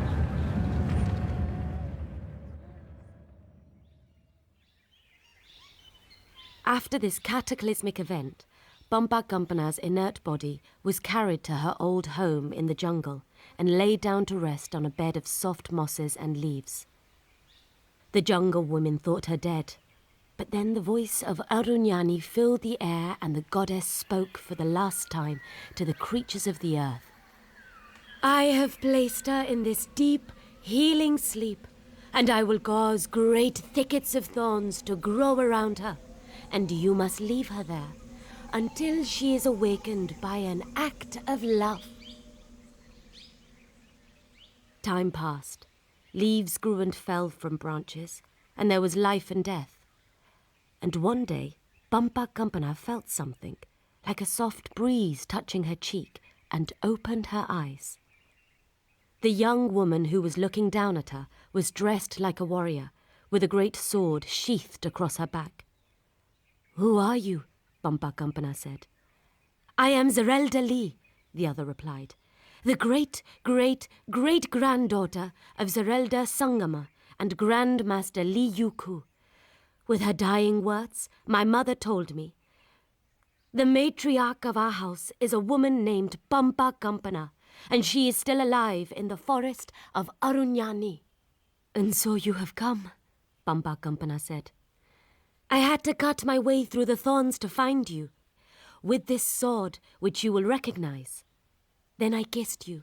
I hope you don't mind that, but apparently that's what has revived you." "An act of love," Pampa Kampana said. Time returned to greet her. It was the year 1509. Pampa Kampana was 191 years old and looked like a woman of 38 at the most. "At least," she said to Zerelda, "for the moment I still look older than you. Have you inherited the swordsmanship of your ancestor as well as her sword?" "I have been told that I am as good as the famous Zerelda Sangama and the Grand Master Liyuku combined," the young woman replied. "Good," said Pampa Kampana. "We may need those skills."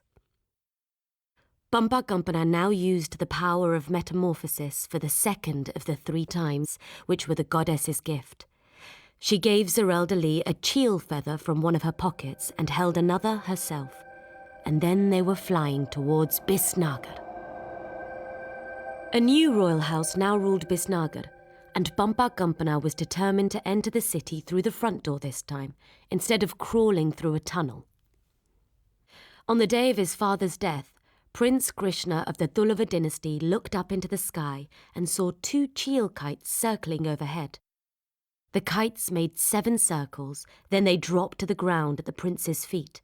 To everyone's amazement, they metamorphosed into 2 of the most beautiful women anyone had ever seen. Sisters from heaven, or so it seemed. In a swift moment, they knelt at Krishna's feet and offered him their magnificent swords. "We place ourselves at your service, and at the service of the Empire of Bisnagar." Krishna Raya was convinced that Pampa Kampana and Zerelda were supernatural beings, Apsaras sent down from above to bless his reign. And after that, their safety was assured. It was plain to see that the young king was intoxicated by the 2 women who had descended from the skies, thought to be sisters by one and all, and was already thinking about romance, although his preference was unclear, even to himself. Pampa Kampana and Zerelda were given lavish accommodations in the palace. "Tell me your story," Pampa said. "I was born on a ship," Zerelda began, "and nobody can put down roots in the sea. This is how it has been for us ever since Zerelda Sangama and Grandmaster Li joined General Chengho. We have made our way here, there, everywhere, having daughters, Zerelda after Zerelda after Zerelda, ending with me. There was a new world waiting every time we came into port, and that new world became a part of my world too, for a while.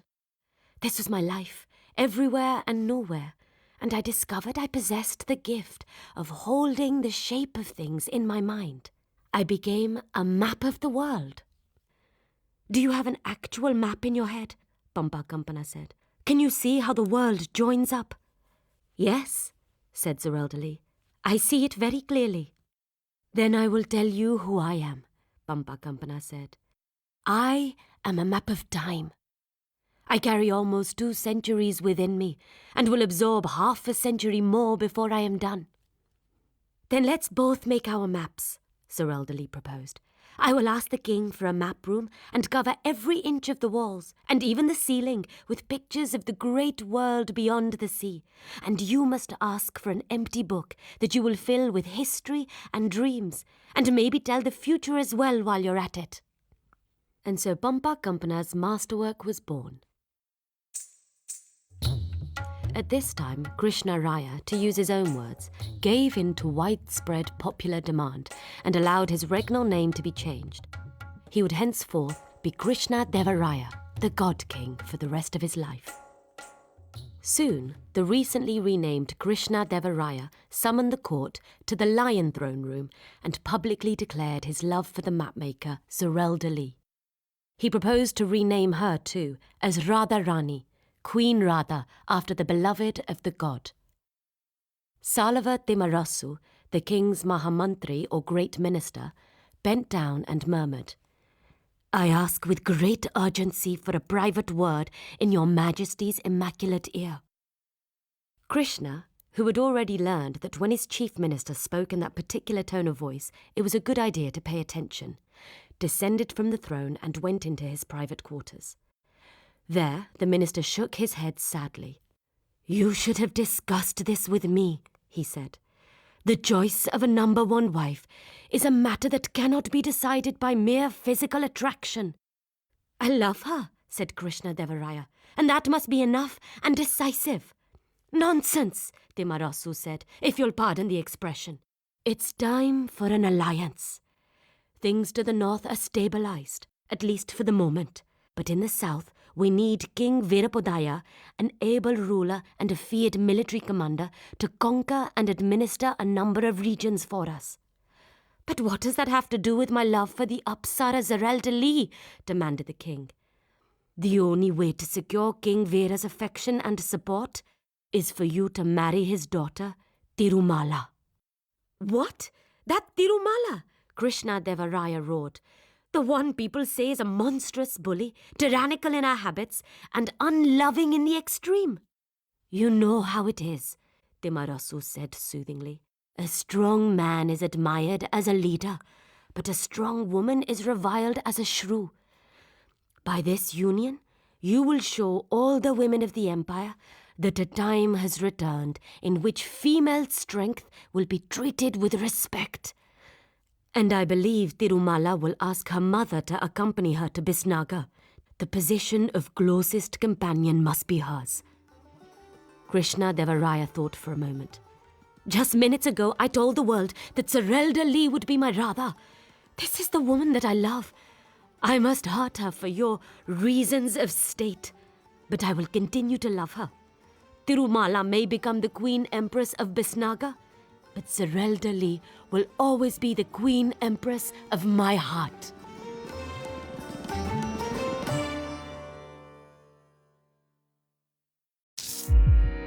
BBC Sounds. Music, radio, podcasts.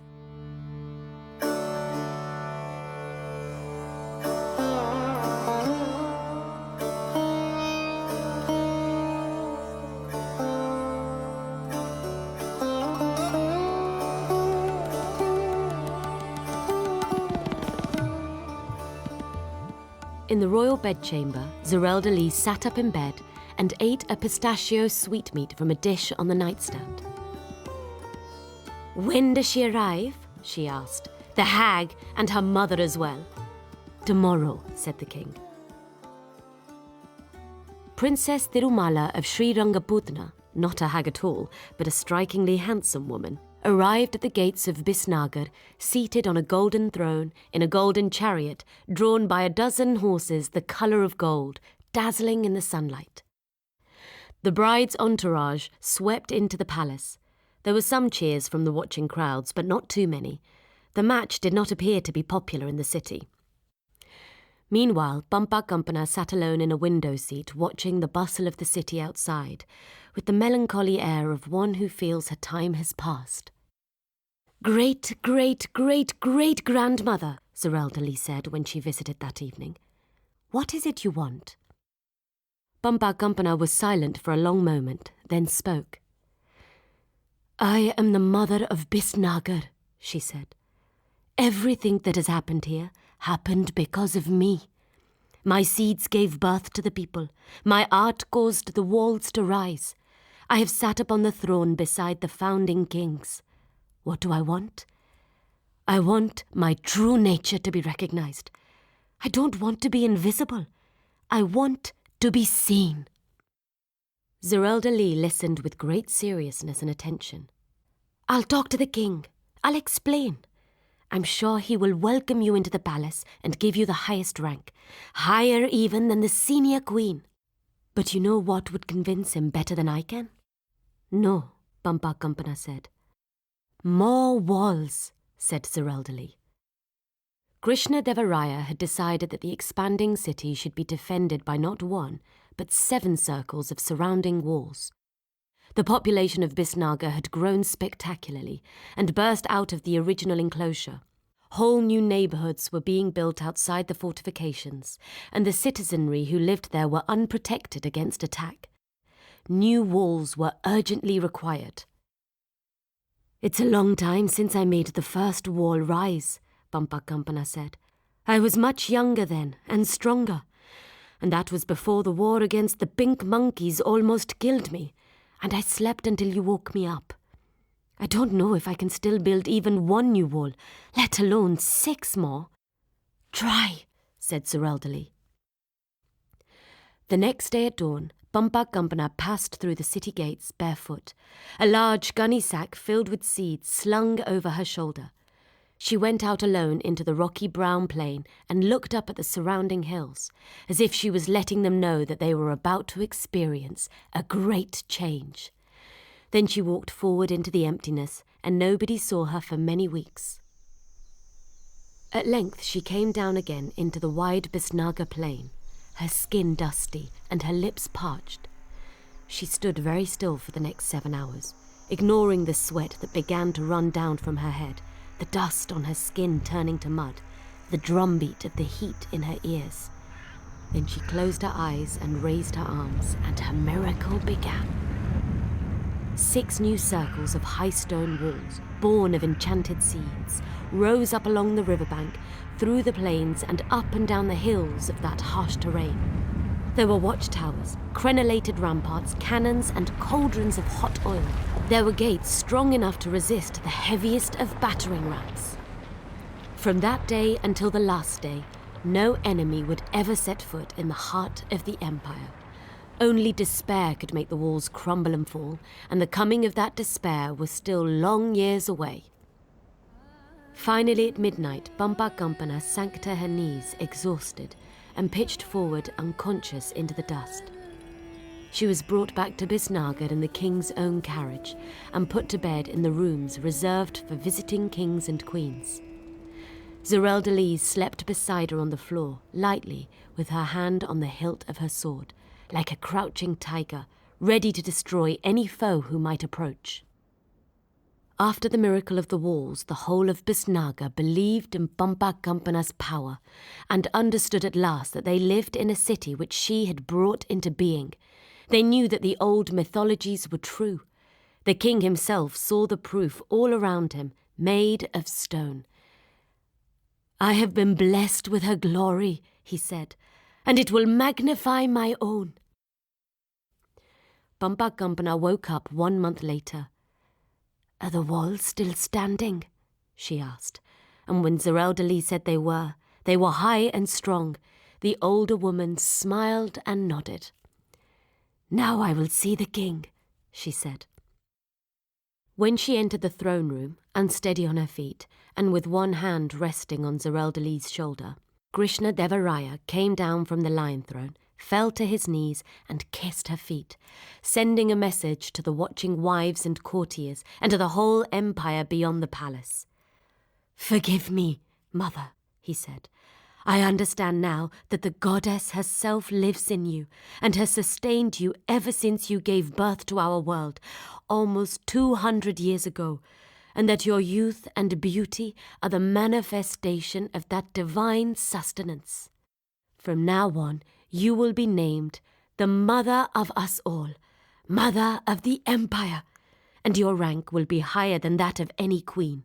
And I will build a temple where we must worship the goddess within you every day." "I don't need any rank or crown or temple," Pampakampana said. Her voice was faint, but she did not allow it to tremble.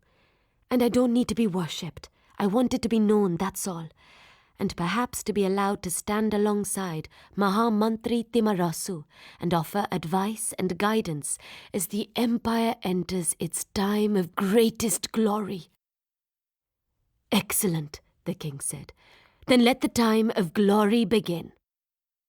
"On that subject," his number 1 queen Tirumala Devi interjected, coming forward to kneel at the king's feet, "allow me to inform your majesty with sublime happiness that I am honoured to be bearing your first-born child."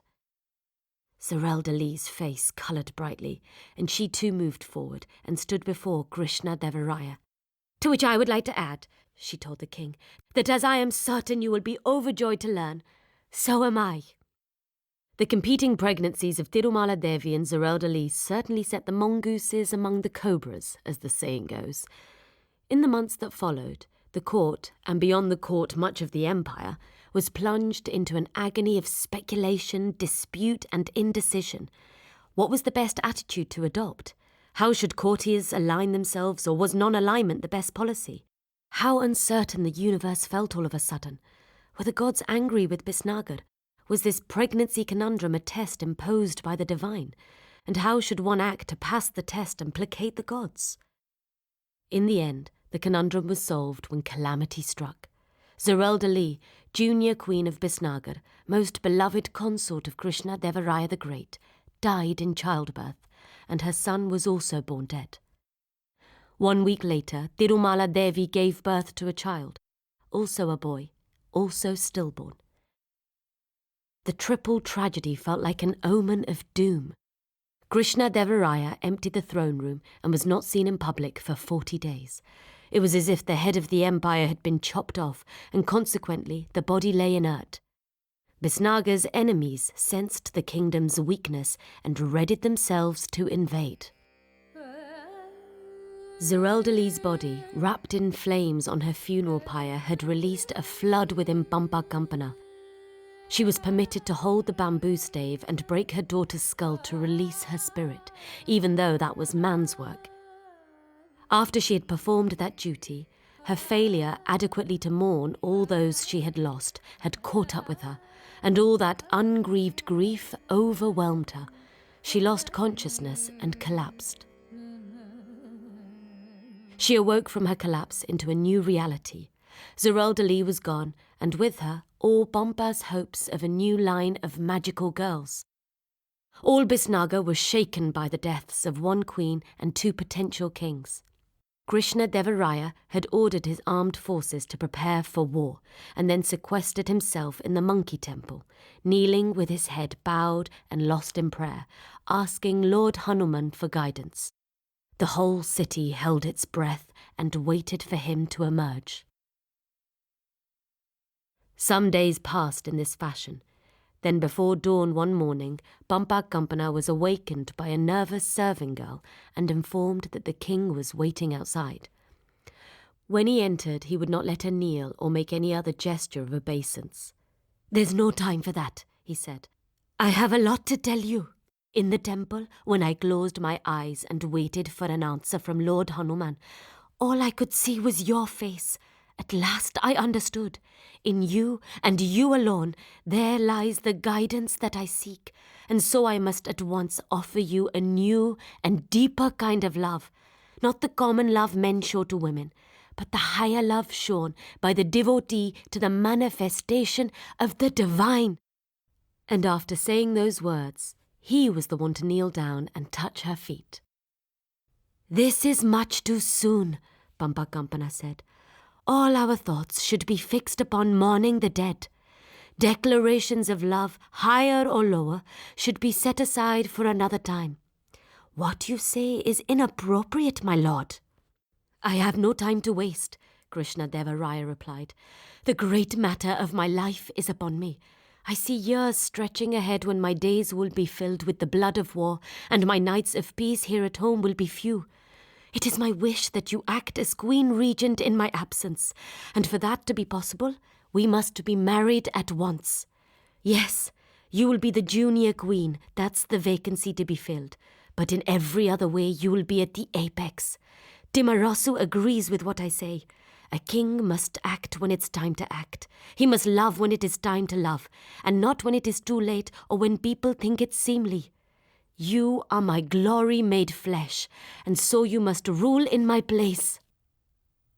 "You were Zarelda lover, and therefore you cannot be mine," said Pampakampana. "That would be too great an indecency. So yes, I will marry you and rule Bisnagar in your absence, but it stops there. We will sleep in separate beds." There was a great turbulence within her. She had been loved in many ways by many men, had been called promiscuous as a result, and might even at times have admitted to the justice of the charge. But this was a love she had never been offered, not a thing of the body, but instead a higher exaltation. She was being invited into the heart of the empire and the heart of the king. She, who had so often been so eagerly desirous of physical love, began to see, through her turmoil, that carnal love had been a mere substitute for what she truly wanted. "In my life," she tells us in her book, "I have wanted many things I could not have. I have wanted my mother to walk out of the fire unharmed. I have wanted a companion for life, even though I knew that I would outlive any companion who came my way. I wanted a dynasty of girls who would rule the world. But it appears that the thing I wanted most of all was this. I wanted to be king."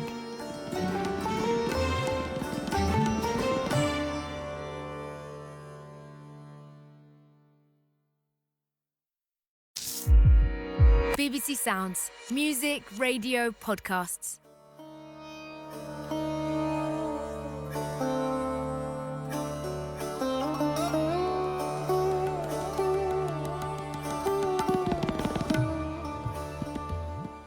Bumbar Kampana's first regency, a century and a half ago, had been followed by an eternity of exile.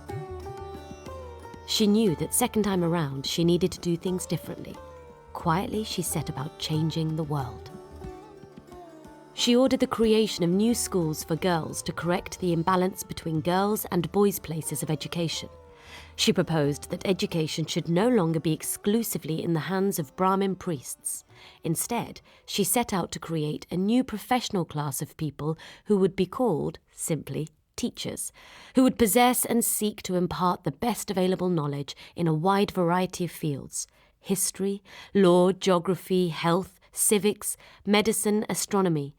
These so-called subjects would be taught without any religious slant or emphasis, with a view to producing new kinds of people, still well versed in matters of faith, but with a deep understanding of the beauty of knowledge itself and a commitment to advancing the well-being of all citizens.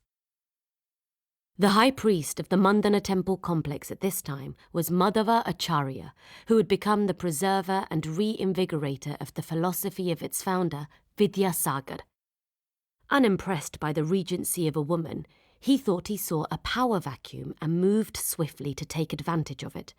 He delivered a stirring series of orations, symbolically seated cross-legged under Vidyasagar's favourite banyan tree, making the case that Bisnagar had moved too far from the ways of Vidyasagar. Too far, he came very close to saying, from the ways of the gods. He had also reinstated the mass worship meetings that had fallen out of favour long ago.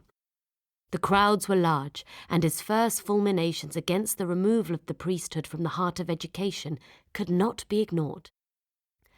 But Bumbar Kampana's spies assured her of the popularity of her education reforms, and once she was sure of the numbers she could mobilise if she needed to, she asked Madhava Acharya for a meeting at the Mandana complex. They met alone in a sealed and guarded room.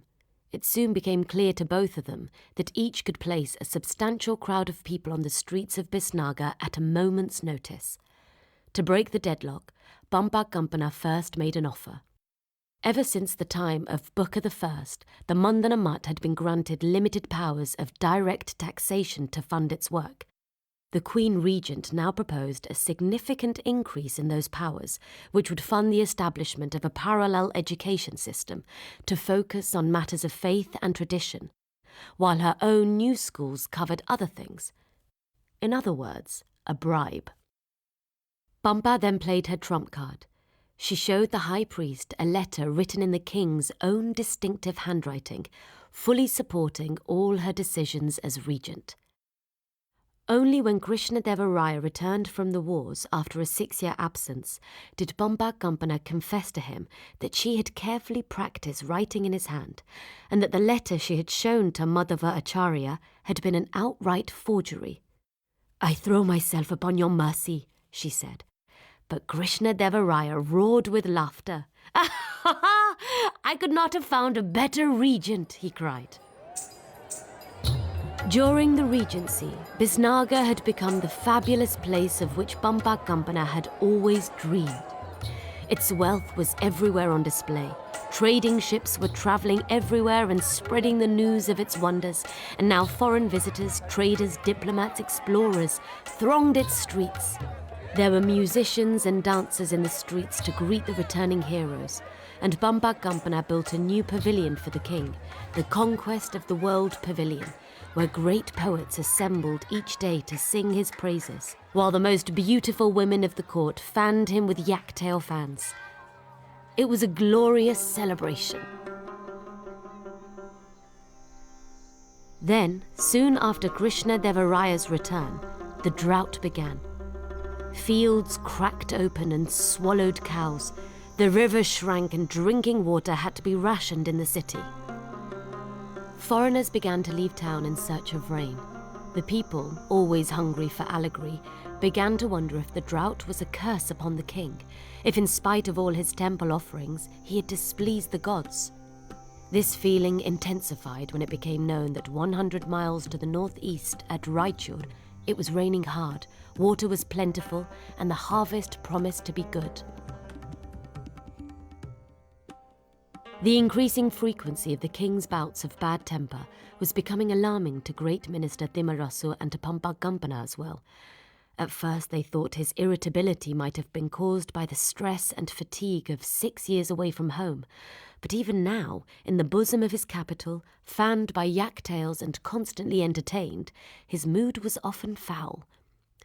Then the day came when he walked into the throne room, clapping his hands and brimming with energy. "I have it," he announced.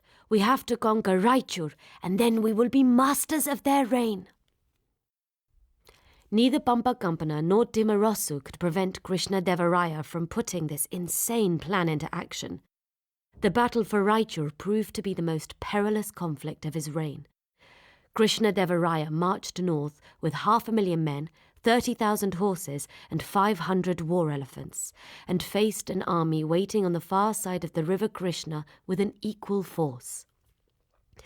Nobody could say who would prevail, but in the end it was the army of Raichur that fled the field, and the empire of Bisnaga had all the land below the river Krishna in its grasp. The next day, back home in Bisnaga city and across all the lands of the empire, the drought ended and the rains came. The streets burst back into life. In the king's absence, Bampa Gampana was queen regent again, which infuriated Queen Tirumala and her mother Nagala Devi, in whose opinion the crown prince should have had that honour. But Minister Timarasu had seen how well the city had flourished under Bampa Gampana's guardianship, and he had vetoed that idea. After that, the senior queen and her mother were Timarasu's sworn enemies. Golden ages never last long, and Krishna Deva Raya's time of glory was coming to an end. The king had come home with a great plan. He would abdicate the throne in his son's favour, ensuring a trouble-free succession, and after that he would act as the lad's mentor and guide, forming a trinity of high advisers along with his minister Timarasu and ex-queen regent Bampa Gampana. But no sooner had Krishna Deva Raya announced his intentions than the boy fell sick. His forehead was on fire, while the rest of his body shivered. He slid rapidly down into darkness and died.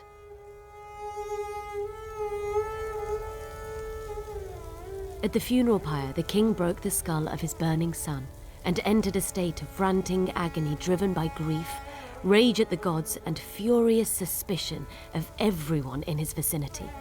The palace was plunged into chaos, and rumours of foul play filled the city's bazaars.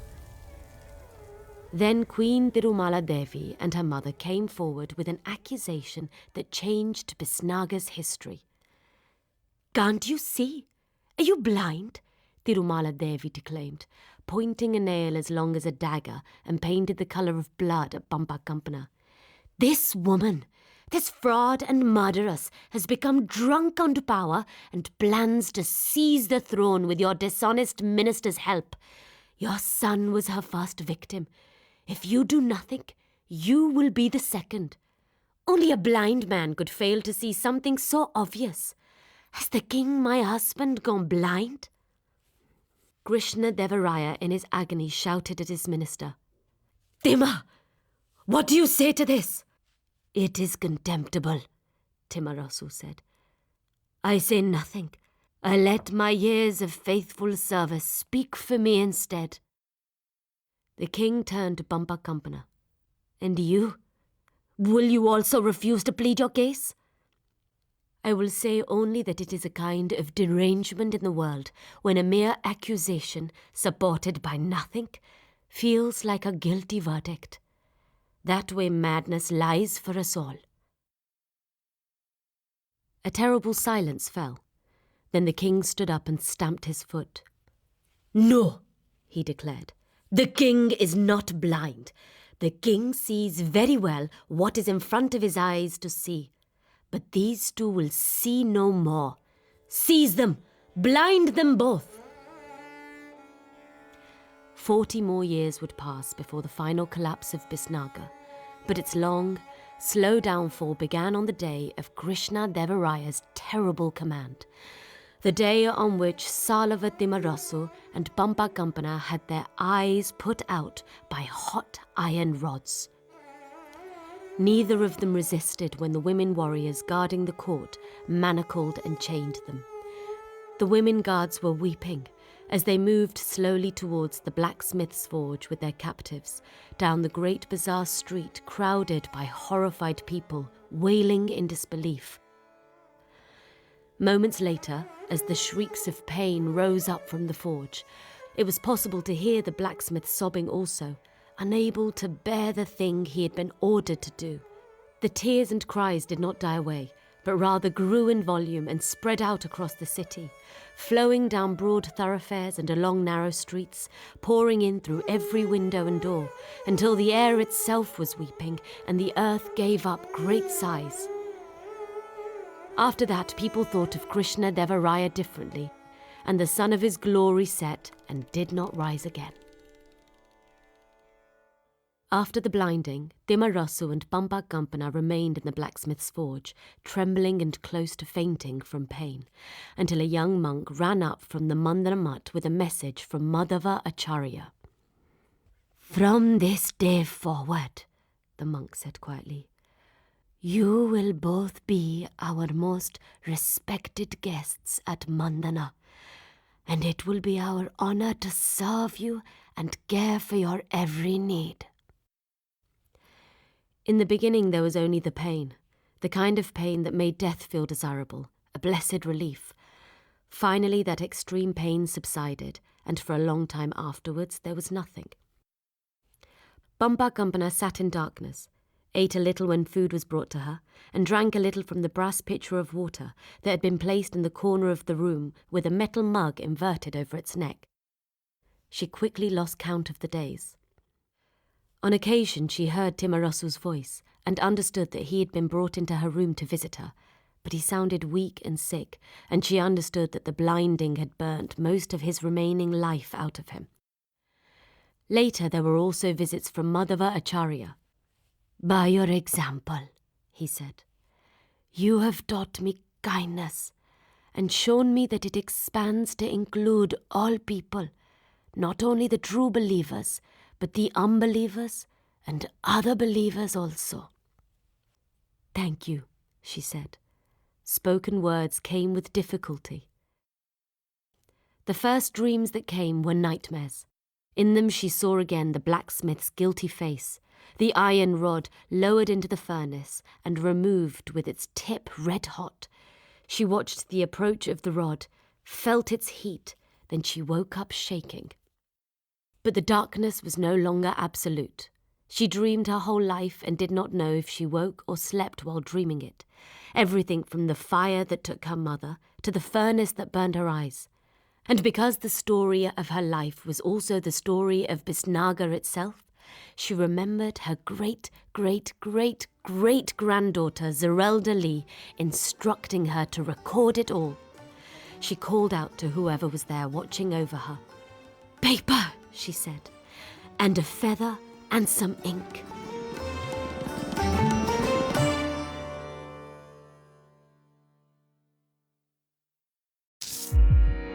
BBC Sounds. Music, radio.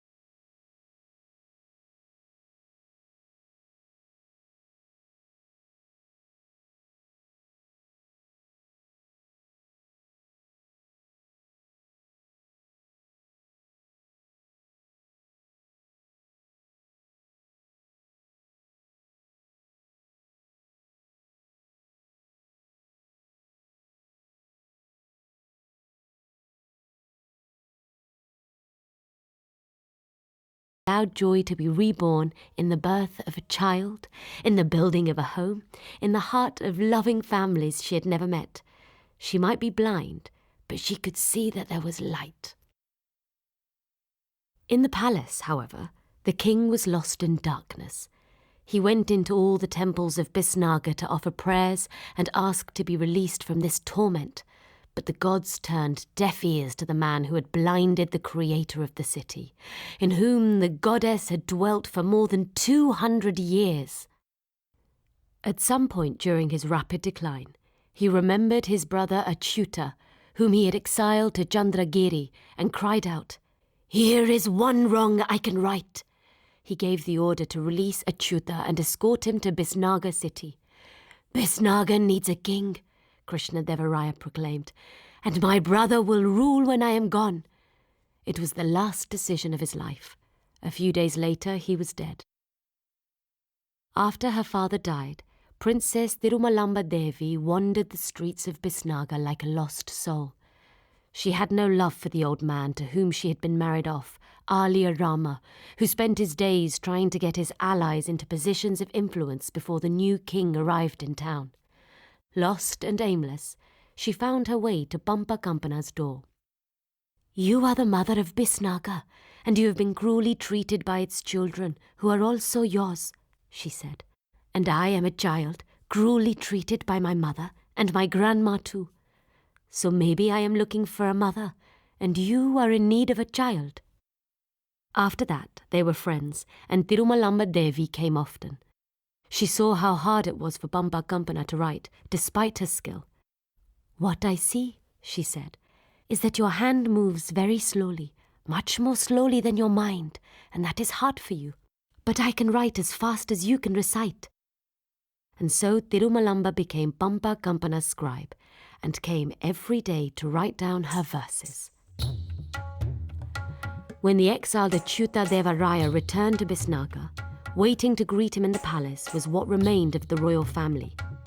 Krishna-Devaraya's senior queen Tirumala Devi and her mother, Princess Tirumalamba Devi, and her wily husband, Aliya Rama. The story of Achyuta Devaraya's coronation feast, told and retold, became the defining narrative of his reign. The king and his drunken companions ate like swine and drank like men who had been lost in a desert for many years. The royal family and nobles of the court sat in silence, with folded hands, eating nothing, while Aliya Rama Raya stood at the back of the dining hall, plotting his next move. Tirumalamba Devi gave Bampa Kampana a detailed description of the evening. Bampa Kampana sighed deeply. "These two men," she said, "your husband and your uncle, they will be the destruction of us all." "Sometimes I hate men," Tirumalamba Devi said. "I had a daughter who thought that way," Bampa Kampana told her. "She preferred the company of women and was happiest in Arunyani's enchanted forest. Tell me this, child, in your heart, What do you want from life?" Tirumalamba Devi took a breath. "In the street of the foreigners," she said, "I get envious. They just come and go, no ties, no duties, no limits. They have stories from everywhere, and it's like they have the right to tell the whole world the story of the whole world, and then just move on. So here's my stupid idea. I want to be a foreigner." "I had a daughter like that too," Bumpa Kampana said. "And you know what? She became a foreigner, and I think she was happy." "Can I ask you the same question?" Tirumalamba said. "Is there still something you hope for? Something you want?" Bumpa Kampana smiled. "Thank you," she said, "but my time of desiring is over. Now everything I want is in my words, and the words are all I need." "Then let's get back to work," said Tirumalamba Devi. Bumpa Kampana was developing many of the attributes of great old age. Disfigured as her face was by the blinding, she still looked like someone in her late 30s, but the illusion of youth was of no importance to her anymore. She no longer needed to bother about seeing her idiotically young reflection, so she was free to inhabit the old crone she felt herself to be. Her joints felt creaky, her back hurt, and when she stood, she needed a walking stick and was unable to straighten her body. "At my age, things should be a whole lot worse," she told Tirumalamba. "But to hell with that. Things are bad enough." "Maybe if you just go on telling the story," Tirumalamba suggested gently, "that will make you feel a little better." Several years passed and things were going badly wrong for Achyuta Deva Raya. He lost the territory of Raichur, and there was a new Portuguese viceroy in Goa who was eyeing the whole of the west coast and developing imperialist ambitions of his own. King Achyuta did nothing, as if he was afraid to act. His inaction proved to be fatal. Alia Rama Raya seized the moment, dethroned him, and packed him back to Chandragiri to rot, where he died a short time later. And so the last ruler of Bisnagar came to the throne. With Alia on the throne, Tirumalamba Devi was now queen of Bisnagar. She was well liked. Her work as Bumpa Kampana's scribe had endeared her to many, and she set out to make her reign one in which both the literary and architectural arts might flourish. She insisted that Bumpa Kampana move back into the palace. "We must show the whole of Bisnagar that love has triumphed over hate," she said.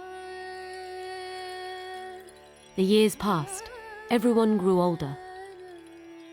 January 1565. Immense armies were on the march, but nobody in Bisnagar was unduly concerned. These battles happened from time to time, and the 7 walls of Bisnagar were impregnable. At length, however, a little late, a little hurriedly, Alia Rama Raya mobilized his forces and headed north. Tirumalamba Devi went in some distress to visit Bumpa Kampana, and found the old lady waiting for her, standing up holding paper, quills and ink, with the satchel containing the manuscript of her life's work slung over one shoulder. "It's time," Bumpa Kampana said. "Let's go up on the roof of the elephant's stable." As they reached the top, she said, "Look for nests. The cheels like to nest here. Are there feathers?" Tirumalamba looked. "Yes." "Take them," said Bumpa Kampana. "Today's the day." She sat down with her back against a pillar of the central dome and held out the writing materials for Tirumalamba to take. "Write," she said. "The battle is about to begin." She turned her eyes to the north. Her blind eyes seemed to see every detail of the death and bloodshed happening 100 miles away. For the next hours she was like a woman possessed, until finally she said, "I'm so sorry, my daughter. Alia Raya Rama is taken. They have cut off his head." Tirumalamba Devi showed no trace of emotion. "His head," she wrote. "The army is finished. The battle is lost." "The battle is lost," Tirumalamba Devi wrote. "Now you must go," Bumpa Kampana told her. "You said that you wanted to become a foreigner. Now you should do it. Fly away and go far from here. What little remains to be written, I can write." Pick up the feather and you can go." "You can really do that?" "This one last time," Bamba Kampana said. Nobody saw the moment when the last queen of Bisnaga rose into the sky and departed, to places we cannot guess at. Bamba Kampana sat down again by the turret dome on the roof of the elephant stable and wrote down just a little more before making her way back to the seminary with her satchel slung carefully over her shoulder. The city was plunged into chaos. Only the 7 circles of walls remained to shield the city from the horde now descending upon them. On the 3rd day after the battle, the army of the Northern Alliance reached the gates of Bisnaga, and Bamba Kampana heard voices crying out in disbelief. The 7 walls had collapsed, crumbled away like dust, as if their magic could not survive the city's despair. After the dissolution of the walls, the thunder of the assault filled the sky. The streets ran with blood, and the air was full of vultures, and the treasury was looted, and there were flames eating at the buildings of bricks and wood, until only the stone foundations remained. Almost all that had been the capital city of the Empire of Bisnaga was reduced to rubble, blood, and ash. Bamba Kampana survived. On one of the last pages of her book, she wrote, "Nothing endures, but nothing is meaningless either. We rise, we fall. We rise again, and again we fall. We go on. I too have succeeded, and I have also failed. Death is close now. In death do triumph and failure humbly meet. We learn far less from victory than from defeat."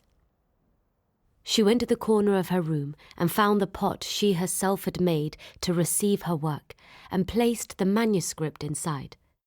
Then she went outside and found a piece of earth that was not covered in broken stones, and she began to dig. When she had buried the Jaya Burjaya, she sat down, cross-legged, and called out, "I have finished telling it. Release me." Then she waited. She was 247 years old. These were her last words. "I, Bamba Kampana, am the author of this book. I have lived to see an empire rise and fall. How are they remembered now, these kings, these queens? They exist now only in words. While they lived, they were victors, or vanquished, or both.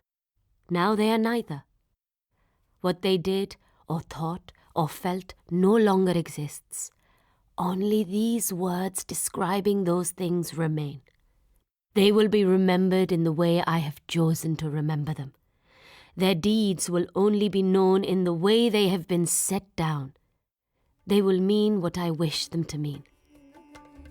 I myself am nothing now. All that remains is this city of words. Words are the only victors."